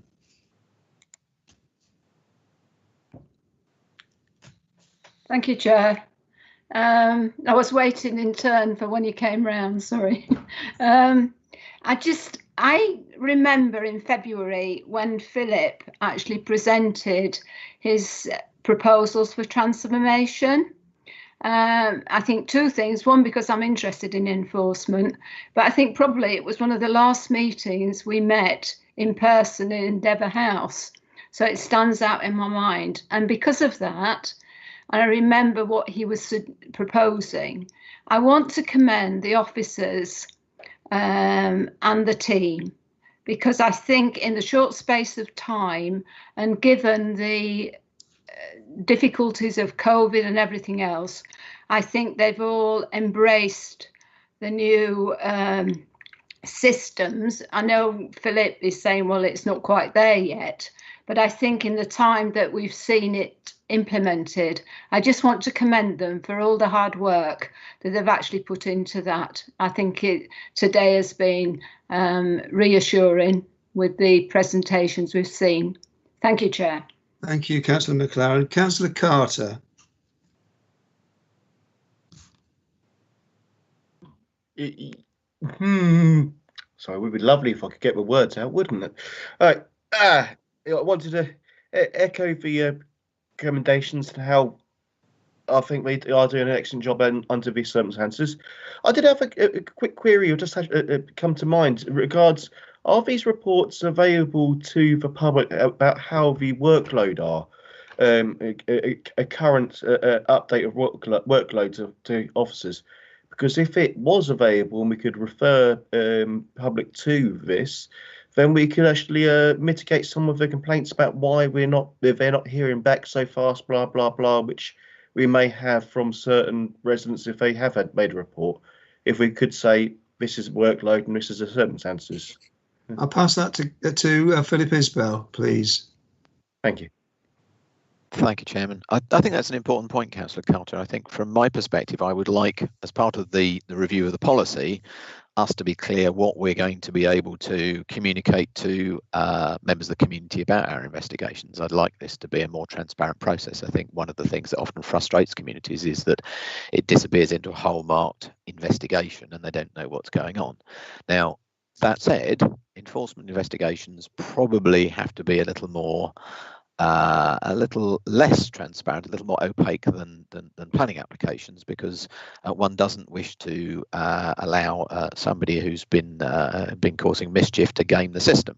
So, you know, there is somewhat of a balance here, but my own view is that we can give members more information. The reports that you have today contain nothing that we wouldn't tell anybody if they asked.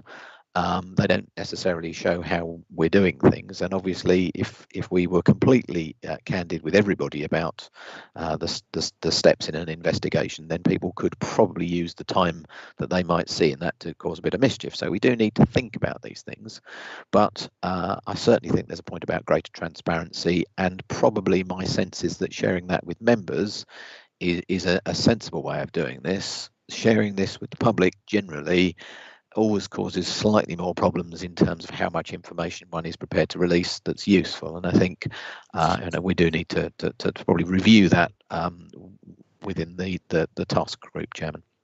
Thank you very much. You happy with that, Councillor Carter? Yeah, thank you very much. Thank you. Thank you. Councillor Osborne, and then I'm coming to Councillor Muller after Councillor Osborne. Councillor Osborne.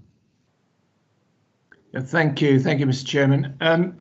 Yes, I'd just like to give my support to the comments made by Councillor Caston. I think he's absolutely right in what he's saying. It is a good thing, and the officers that we have there today have done an excellent job again, along with the forum that we had, and Phil Isbell was there.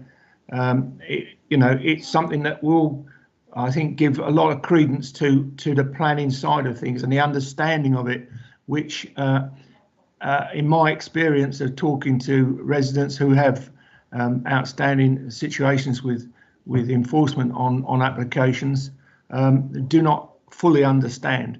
But as we've all spoken around it, I think it is a good example of actually getting the customers of Babergh, or the residents of Babergh, particularly not only Babergh but mid Suffolk, to have more understanding of the way the planning and the enforcement acts goes.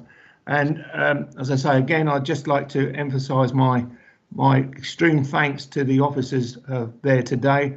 I think John and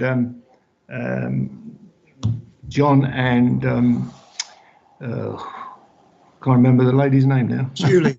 Julie, yes, I've got it here.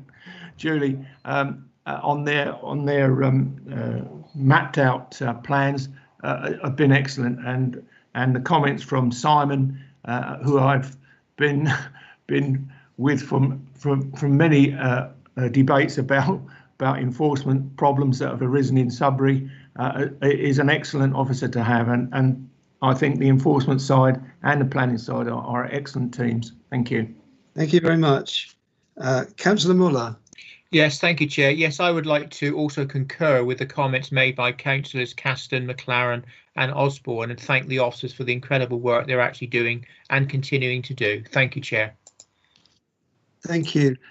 Could I just clarify on? It's an excellent flow chart. Could I just have it clarified that that flow chart can still be used if somebody writes in on paper? I mean, it's unusual these days, but it does need to be able to cope with a letter coming in or something coming in hard copy. But presumably it does. That doesn't present any difficulties, or not any unsurmountable difficulties, particularly during COVID.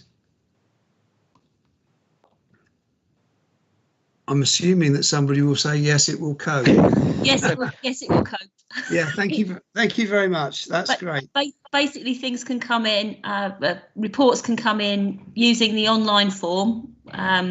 It could come in via email, or it could come in via post. And what happens if it comes in via post is it's scanned at Endeavour House and forwarded to the enforcement team. So basically, all options are covered. And eventually they'll get a piece of paper back with the outcome. They'll get a piece of paper back because we have the ability to send letters from Endeavour House. So we would email the post room would send them out. Thank you very much. That's brilliant. Thank you. Councillor Gould, please. Yes, thank you. Can I say as well how useful I found these sessions on infant? They were well presented, and thank you for doing that. Can I just pick up on something you said, Phil, about enforcement and what it's appropriate to tell the communities and what it isn't, if I understood you correctly. I've got an enforcement issue in one of my parishes that's been rumbling along for quite a long time, and sometimes I think non-action can be read into something which is actually not non-action. Let me try and explain that a bit more. If there's something which is confidential, the general public, even parish councils, can't have access to that information because it is a sensitive enforcement issue. Sometimes our parishes perceive it as non-action, where we are aware that action is being taken, but actually they can't know the details. I don't have any answers to it. I would just flag it up as something that I have picked up over the months that I've been a councillor, really. Yes, I think you're right, yes. Chairman, if we can give you more information that enables you to tell your communities what we're doing. So if we're getting legal advice, for instance, then that makes sense. If we won't necessarily share the advice, but if we're looking at serving a notice on somebody, then we may that's something that we would probably actively be we wouldn't necessarily get into the detail of this, and the actual timing of when we do that may be something that's a matter of discretion. With high priority cases, they'll be fast moving, and probably all of this will happen quicker than you can record the actions on a piece of software. But I think that transparency, as long as it's publicly available, and we can make it available to members certainly, and use that as a conduit for public circulation, I think then allows that clarity that people can see that enforcement is going through a process of proper investigation with due diligence, and that it's not simply disappeared into the woodwork. But it has to be balanced, and there are, for every complaint, there will be people who are disappointed that we are not taking action, and that is something where we are at risk of, by sharing information, that people will try to achieve their preferred outcome, and we have to be quite measured in what we do. I think Simon also wanted to add something, so he'll probably correct me if I'm wrong. Yes, Simon. Thank you, Chair. Thanks, Phil. Not wrong. I just wanted to add that part of the process map that we've prepared includes regular updates. So we're aware that communication is something that needs to be on our agenda, and that there are those concerns raised by parish councils and communities that they're not being kept up to date on what's going on with the case that they've brought forward. So we've put into the process tasks which are to update reporters and other relevant elements of those communities, members, for example, and parish councils. Thank you very much, Simon. Can I move on to Councillor Maybury, please? Yes, thank you, Chairman, very much. This has been, again, very, very useful, and it's a shame, really, that not all members were able to be present to listen to this. It is really insightful, it's really useful, it's really helpful to members who desperately care about their parishes, so thank you. There is just one item that I'm not so happy with, and I applaud the sentiment from what Phil Isbell has said about using the Joint Local Plan Committee for the Task and Finish Committee. I understand where he's coming from, but this does not give all members the opportunity to be involved. And I think that's what I'm saying about it would have been useful if they had all been at this meeting this morning. It just seems that a few members will have all the information, that they will have all the ability to comment. And I just think that when you're setting up a new task and finish group, you need to just move around the members who actually sit on it. So thank you. Thank you. Councillor Ekpenyong. Thank you, Mr. Chairman. I have a few points. With regard, and it's been said, and it's clear from the pie charts that the number of cases that are more than 26 weeks old has dramatically reduced. But by the same token, the number of cases that are from 13 weeks to 26 weeks and younger have increased. So the overall decline in the number of cases from the beginning of the year to now is very small, but it's very good to understand that we now have a very robust process for tackling enforcement, which should hopefully help to dramatically impact the reduction that we would like to see. So with that said, I think I want to ask Philip Isbell perhaps to explain what is the follow-on process when it comes to the recovery of costs that are awarded to the council against complainants, because clearly we would have spent a lot of money in some instances, and it would be very helpful to recover those sums. And it's, from what Philip was saying, it seemed that this might not be something that's as achievable as we might hope. So I'd like him to address that point. And I would also echo Councillor Maybury's comment. I would like to see a wider member involvement in the task and finish group, so that it is not so it doesn't become so much of a sort of specialized group of people that are involved in this, because as she says, this is something that I think is of interest to the wider councillor group, and I think they should all, not all, but certainly many of them that wish to should participate and get a wider knowledge and involvement in this process. Thank you. Thank you. Thank you, Councillor. Chairman, if I come back on Epping-Young's questions, the first one about cost recovery. So if you take the Bureau's example as a case in point, it's an enforcement notice which was appealed, and the costs are only recoverable because that appeal was concluded to be unreasonable. So in essence, costs do not follow the event, unlike litigation.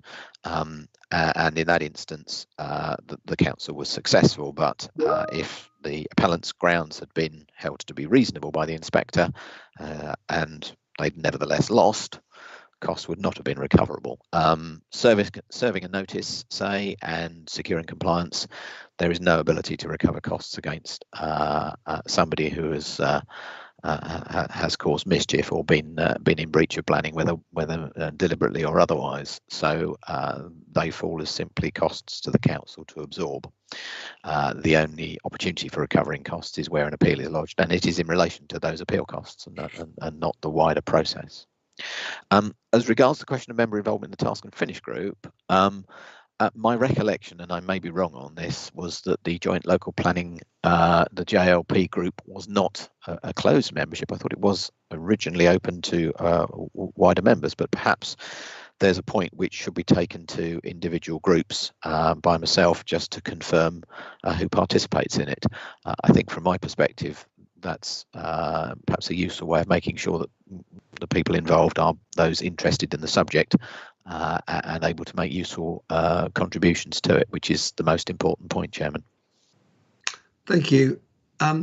Simon, you had your hand up a minute ago and still is. Thank you, Chair. I was just going to respond, if I may, on Councillor Epping-Young's point about case numbers. They have come down since the beginning of the year. The pie charts in the appendix indicate a reduction of 15 cases in overall workload. But what we found in preparation for coming to this committee was that actually since the 1st of April this year, we've had 588 cases come into us, and we've managed to close 487 cases in that period of time. So whilst the overall number of cases has dropped, but only dropped by a little, there has been, a significant amount of work that's been going on behind the scenes, and the numbers don't necessarily, overall workload numbers don't necessarily reflect where we've got to in terms of what we're doing with workload. So just to add to the complexion of that, I suppose, just wanted to mention that particular stat. Thank you, Simon. Did you want to come back to that, Paul? Councillor Epping-Young. Thank you, Mr. Chairman. Yes, to Simon's point, thank you very much for that, Simon. That's very helpful. All I would say then is, could we, when we next have another report, flesh that out more so it's more obvious to us, please? Thank you. Sure, absolutely. Thank you. Councillor Maybury.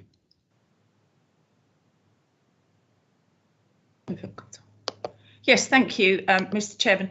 I was just going to come back to Philip Isbell's comment on the Joint Local Plan Committee. I'm afraid many members do view it as a closed shop with the door locked, and I thank him for his comments, and I welcome the input from other members across all parties into a new task and finish group. Thank you. Thank you. Councillor Scarf.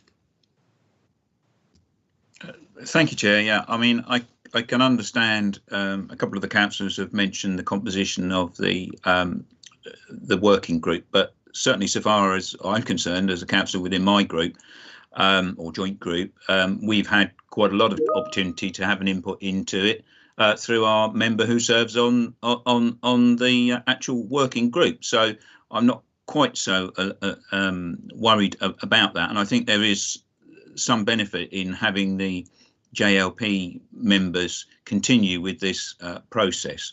I would like to congratulate, I think, the officers within the planning enforcement team, because I think, as the last answer by Simon Bailey about the number of cases that we've currently got and the number of cases that we've closed actually puts the truer picture, perhaps, on what's actually happening with enforcement. I think it's understandable because of the COVID-related issues in terms of the COVID tolerance cases and also the way that we're able to deal with cases whilst COVID-19 is still rife. That, you know, I think we've made remarkable progress. So progress. I think that's really good. But I think perhaps one of the legacy issues which we'll we'll have to deal with, and we'll have to get advice from higher authority, because the government has allowed these expectation that COVID tolerance cases such as marquees in pub car parks, etc., are okay. Whilst they're economically okay at the moment, of course, the distress sometimes that they can give nearby residents by having large-scale marquees and pub car park and more noise and light and so on do also create a problem. So at some stage, I think the government has got to give local authorities some guidance as to how we can either regularise those cases and get sort of like a more permanent temporary permission for a marquee or something to exist, and also how we would deal with the cases where we're allowing developers to operate outside of what would normally be considered to be acceptable hours. So I think that's a real issue, I think, that we will have to deal with. I appreciate there's only 30 cases within that entire workload, but at some stage we're going to have direction from central government, I feel, on how we are able to continue to operate that, because otherwise those cases could go on in perpetuity. Thank you, Councillor Scott. Councillor McCraw.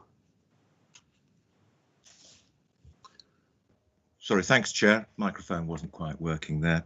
Yeah, this is such an interesting matter. Whether we call this enforcement, which is the sort of more authoritarian approach, or compliance, which is a little bit more persuasive, this has been fascinating stuff. And it's been alluded to that there's been a series of member briefings on the very subject of planning conditions, planning enforcement, permitted development rights and so on, and all of these things relate to each other. So there's a much greater awareness of enforcement, and I think that's rather come out of this review process that's been going on. We've had our reports earlier this year, this follows on, and now we're considering where we go for the next step. But there's no question that the amount of work that's been done is amazing. We've got a clear flow diagram. Our own experiences, this has always been mine anyway, is that most of our experience of enforcement issues is from our own personal experience in our wards, or perhaps by word of mouth speaking to other members and members of the public. And of course, only the most noteworthy enforcement examples will come to any great attention. And of course, as has been seen, there's quite a large number of cases that cover a variety of different areas. Some are of low priority, some medium, and some obviously of high priority. We're always going to remember those of high priority. They will stick in our minds to a greater extent, but that's a very small sample.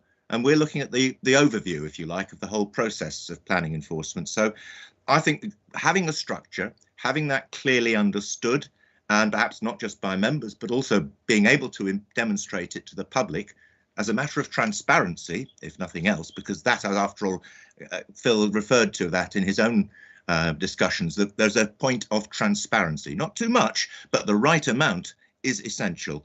So I'm personally moving towards the idea that we should be thinking about the recommendations at this point.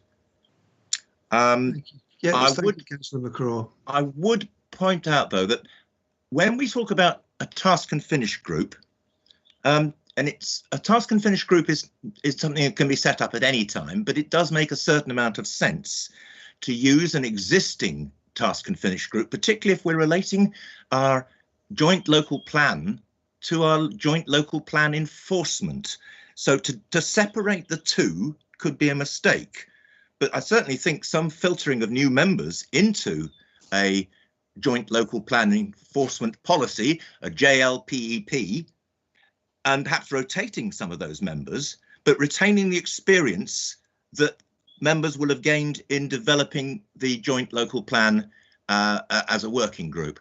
So what I'm going to suggest is this. I'd like to propose the recommendation as given, 3.1. 3.2, I would suggest that the conclusion of the work of the joint member task and finish group be the right way of going, rather than a 6-month figure.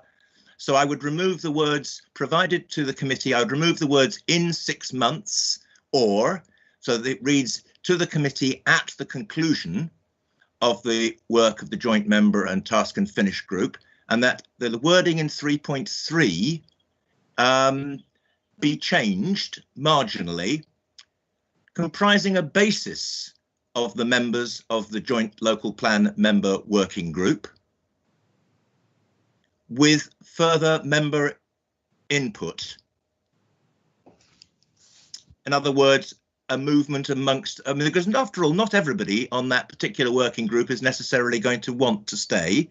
Others might think they've done their bit, but I think it should be looked at. So I would propose that 3.3 reflect what I think is the will of the committee. Councillor Maybury referred to it, other councillors have referred to it. We want a little bit more involvement, perhaps with different members, but I don't think we should lose the experience of those members who've already done that. So that's my proposal, if that can be understood clearly. Do I have a seconder, I suppose? Yeah, thank you, Councillor McCraw. Do we have a seconder? Happy to second. That was Councillor Carter. Oh, thank you, Councillor Carter. Right. I think we should now, unless there's, are we now in the position that we should put this to the vote?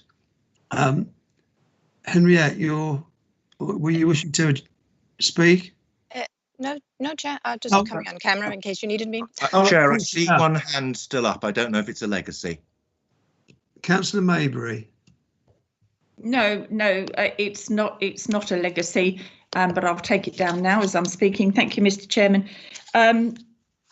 I just feel if we do not put the right wording into the proposals or the recommendations, that I will not be able to vote for this. And it's nothing, and it's not against the officers at all. I just have real difficulty in accepting if a task and finish group is set up, it is going to be the majority of the current joint local plan committee, and there are quite a few cabinet members on it, and I just think it is wrong. Other members should be included, other members should be able to have their say without the cabinet members, I'm going to say, voting together. I well remember when I was in the cabinet myself, task and finish groups were usually one cabinet member and then members from the, if you would like to call the backbenchers, and I think that that's how it should be. Thank you.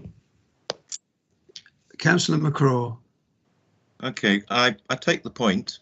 And if it's about the matter of the wording, as I said, comprising a basis of the members, but you could also alter this just to say comprising, how can we put this, comprising a review of the existing membership or something like that. I mean, in other words, as again, I'm trying to make this point, and I do think it's important, is not to lose that prior experience, but I also think it's a good idea to have a review. Now, the makeup of joint local, of any working group or any task and finish group is very much a matter of discussion amongst the various political groups. There are certain officers who definitely should be included. I'd have to say it would be a foolish thing not to include the cabinet member for planning, or at least of one or both councils, simply because that's a very relevant position. So I don't want to make it exclusively non-cabinet, or I think it has to be a balance. Now, how that balance is achieved is very much a matter for negotiation amongst the groups. I don't think this committee can make a recommendation as to how that balance should be achieved. All we can do is suggest that it be achieved, and that the points of this committee be taken into account in achieving it. Thank you, Councillor McCraw. I'm not certain about the wording for this, but I think certainly that the membership of the JLPEP should be reviewed so that Councillor Maybury's and other members' thoughts can be taken into account. Thank you. Philip Isbell, did you want to come in there? Thank you, Chairman. Yes, I think I understand what's being asked, bearing in mind I'm being tasked to go and do something as a result of this. And I think what I might suggest, just thinking this through, Councillor McGraw suggested an add-on after the words Joint Local Plan Member Working Group with further member input. Perhaps what might then be added to those words, resolved by the Chief Planning Officer in consultation with political groups.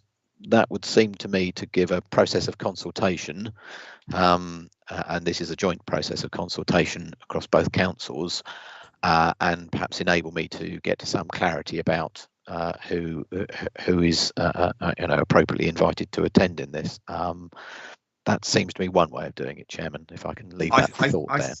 I think that's helpful. Councillor McCraw, are you happy to accept that? I think that suggestion is entirely in line with my thinking. If Councillor Carter is still happy to second that. Excuse me, Chair, before we second anything, can I just have, with further member input, resolved with the Chief Planning Officer in consultation with, sorry, Mr. Isbell, what did you say, with? Political group leaders? Yes. Political group leaders, thank you very much. Councillor Carter, are you happy to accept that? I certainly am, yes. Right. So, Henriette, are you happy that you've got the wording sorted? I do have the wording sorted. Would you like me to read it to you, Chair? I think that would be helpful. Would you like me to, because I'm also going to ask, do you want to vote on recommendation 3.1, 3.2 and 3.3 as a block, or would you like to vote on them individually?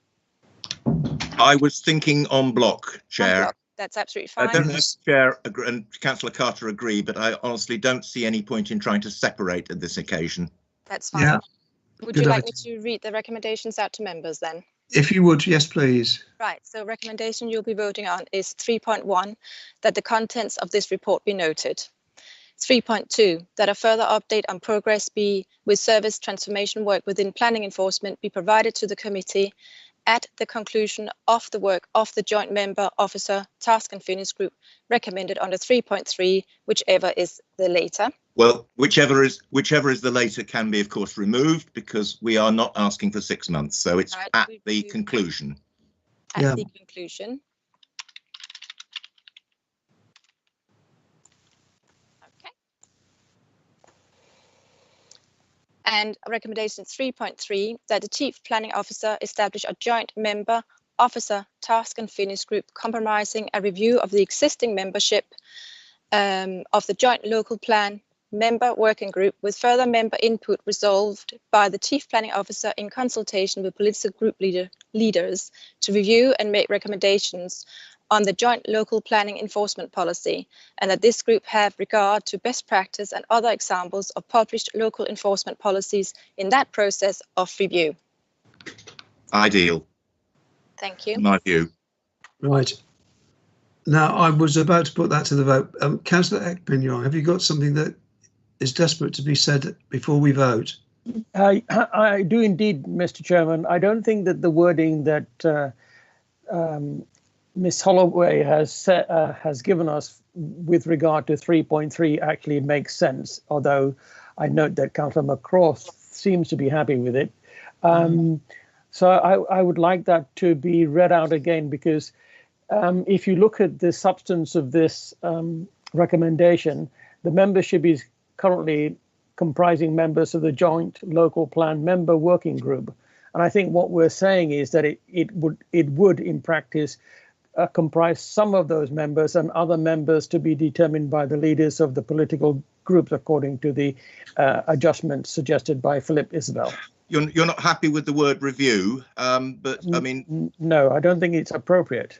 Well, as a basis, I think, was what you first suggested, Councillor McCraw. Yes, I mean, effectively, it's a question. It is a little clumsy in the wording. Henriette, could you read the second line, comprising the... Okay, so what we have on the table is comprising a review of the existing membership. Right, comprising after review would cover that. After review. Comprising and then after that review process is described later in the recommendation. Comprising after review of the existing membership, members of the Joint Local Plan Member Working Group, with further member input resolved with the Chief Planning Officer in consultation with political group leaders, etc., etc. Does that cover your point, Councillor Eppingham? I'm afraid not, Councillor McCraw. Okay.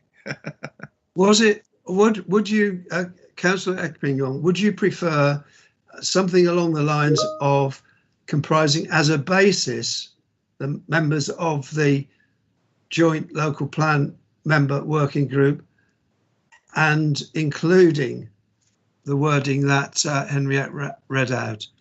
Is that what we're looking at? Is it a review of the members that you didn't like?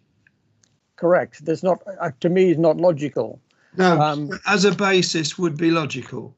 Yes. So it's a basis of the group, the existing group, plus others that, as suggested by Philip Isbell, that would be recommended by the political groups.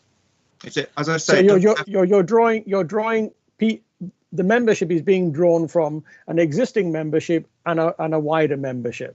Yeah, it doesn't have to grow, though. It might be that members will rotate, different members will come off. All I'm trying to do, and we don't want to make it unwieldy, so I'm trying to leave this so that the Chief Planning Officer can produce a working group that takes account of maybe new blood, but keeps the experience of the old blood.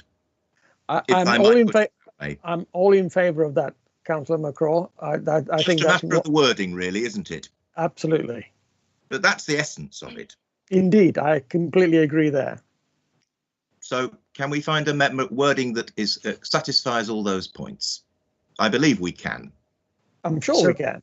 Could I make a try? 3.3, that the Chief Planning Officer establish a joint member officer task and finish group comprising as a basis the members of the Joint Local Plan Member Working Group together with what Phil read out.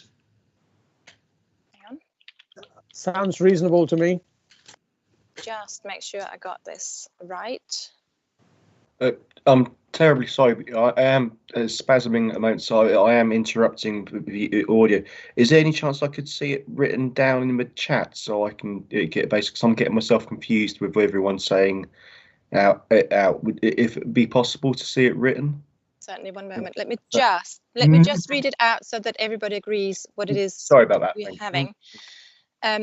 That the Chief Planning Officer establish a joint member officer task and finish group comprising as a basis of members of the Joint Local Plan Member Working Group together with further member input resolved with the Chief Planning Officer in consultation with political group leaders to review and make recommendations on the Joint Local Planning Enforcement Policy, and that this group have regard to best practice and other examples of published local enforcement policies in that process of review. Councillor McCraw, are you happy with that? I think the essence of it is there. Councillor Carter, I think a certain amount, let's be honest about this, a certain amount of discretion is going to lie in the hands of the Chief Planning Officer and the political group leaders. That's essentially what we're doing. We're not giving carte blanche, we're giving guidance, and I think we have to let that guidance go forward. So, right, would you like to have it in chat?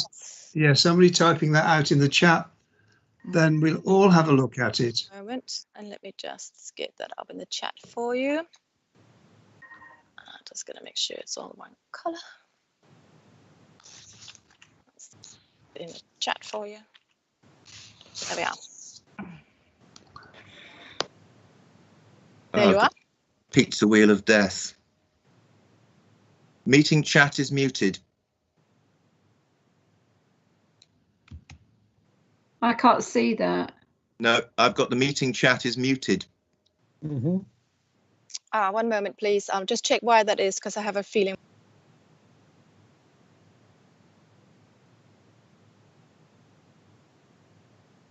We generally don't use it in live meetings. My apologies for inconvenience. So I'm very sorry, members. We have not had this issue before. I do apologise. I'm not quite sure what's happened. Mr. Chairman, it's Councillor May. I'm sorry, it's Councillor Babergh here. I'm really sorry, but I'm going to have to leave the meeting. There is something that's happening within my home, so I apologise, but I'm going to have to go. And if you heard any commotion earlier, I apologise profusely, but I will have to leave. Okay, thank you. Mr. Chairman, I just wondered if Henrietta might type this out and put it on a PowerPoint slide and present it on the screen. It'd be easier. Maybe I can just share my screen. Let me see what I can do. Just 1 moment. You have to bear with my paperwork here, but I could share my screen with you. Let me just find it.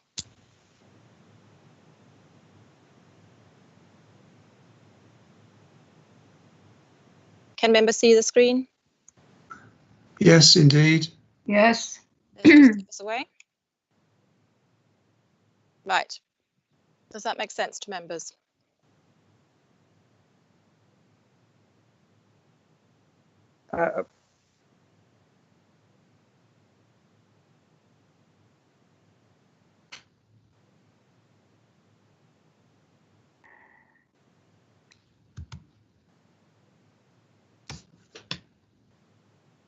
It does to me, so thank you very much for that.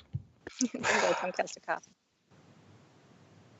If that now makes sense to members, I think that is our new 3.3 from the report. Can I just ask if Phil believes that to be a clear enough understanding and basis for a recommendation? Because Phil is the one who's actually the Chief Planning Officer who is going to have to carry it out. I think that gives me enough to work with, and I think I understand the objectives of committee. So yes, it does. And it leaves the flexibility to allow for change but retain experience, which is the purpose of the motion. Well, I'm happy for that to go ahead if members are. So Councillor McCraw as the proposer is content with that. Councillor Carter, are you content to remain as the seconder of that? I am quite content, and I appreciate the lengths gone to accommodate me. So thank you for that. Right. So, Chair, are we still voting on block then? We will vote on block, and okay. They will appear. They'll appear, won't they? It will appear. The recommendation in the vote in modern.gov voting will say that the recommendations 3.1, 3.2, and 3.3, as read out by the Governor's Officer, be approved. And we can start the vote for you now. This pesky bar won't come down. Okay. Henriette, Councillor Gould, my vote is for. You're for. That's. Thank you very much, Councillor Gould. Let's just get my.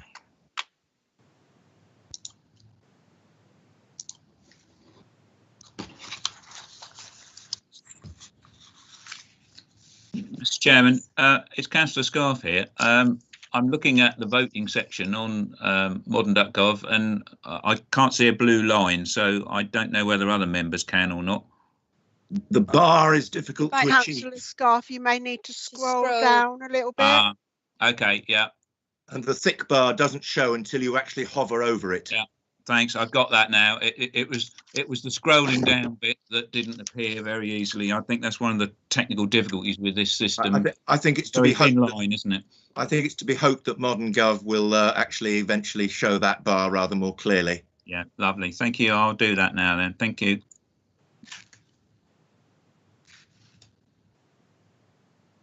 Thank you very much, members. Do we have everyone having voted now? We are still waiting for 3 members to vote. Just a few more seconds, I think. So Henriette, Yes, we know. Councillor Gould can't vote and Councillor Councillor Mabry Mabry's has left, left the so you've received meeting. all of your votes now. Right, thank you very much. We have 8 votes for, Chair. Thank you. Thank you very much indeed. Right, we now move on to the next item on the agenda, which is deferred, which to be deferred to the Mid-Suffolk Overview and Scrutiny meeting in January. Can I just interrupt, Chairman? Yes. I've not had an opportunity to vote. I couldn't make it work, and I was trying to get back into the meeting. Oh, right. So my vote has not been registered. Let me just check. Just bear with me. I can check and see who's voted. Just bear with me.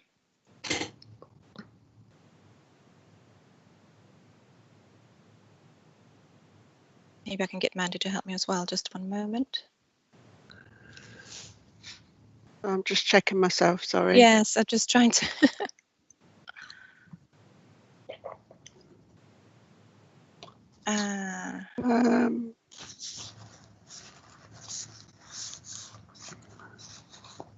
So yeah, sorry, Councillor McLaren, we haven't received your vote either. And I couldn't make it work. So, but my vote is for proposal. Right. Chair, so that is 9 votes for. Thank you very much. And none against and no abstentions. And none against and no abstentions. You're right. Thank you. Thank you very much. Right. So that concludes item 7 on the agenda. Can I? Oh, I think are the officers still there? Can I, if they are still there, can I thank them very much indeed? It's been quite a long morning for you. We're really, really grateful for all of the information that you have given us. And I think we have come to a sensible conclusion there. And we look forward to hearing back again at the conclusion of the work of the task group. Thank you very much. Thank you, Chair. Thank you. So we move on to item 8, which is deferred until the deferred to the Mid-Suffolk Overview and Scrutiny meeting in January. Item 9 is the forthcoming decisions list, which is to be noted. Does anybody want to say anything about the forthcoming decisions list? No. So we move on to items 10 and 11, the 2 work plans. Is there anything to be said on the Babergh Overview and Scrutiny work plan? I don't believe so. Thank you. And in terms of the Mid-Suffolk Overview and Scrutiny work plan, we just need to add the item about the additional recommendation on the review of the outside bodies, the Mid-Suffolk Disabilities Forum. And so those 2 are both for noting. And that concludes the meeting. Thank you very much indeed. Thank you to the officers. Thank you, members, for a really good debate. Thank you very much indeed. Thank you, Chair.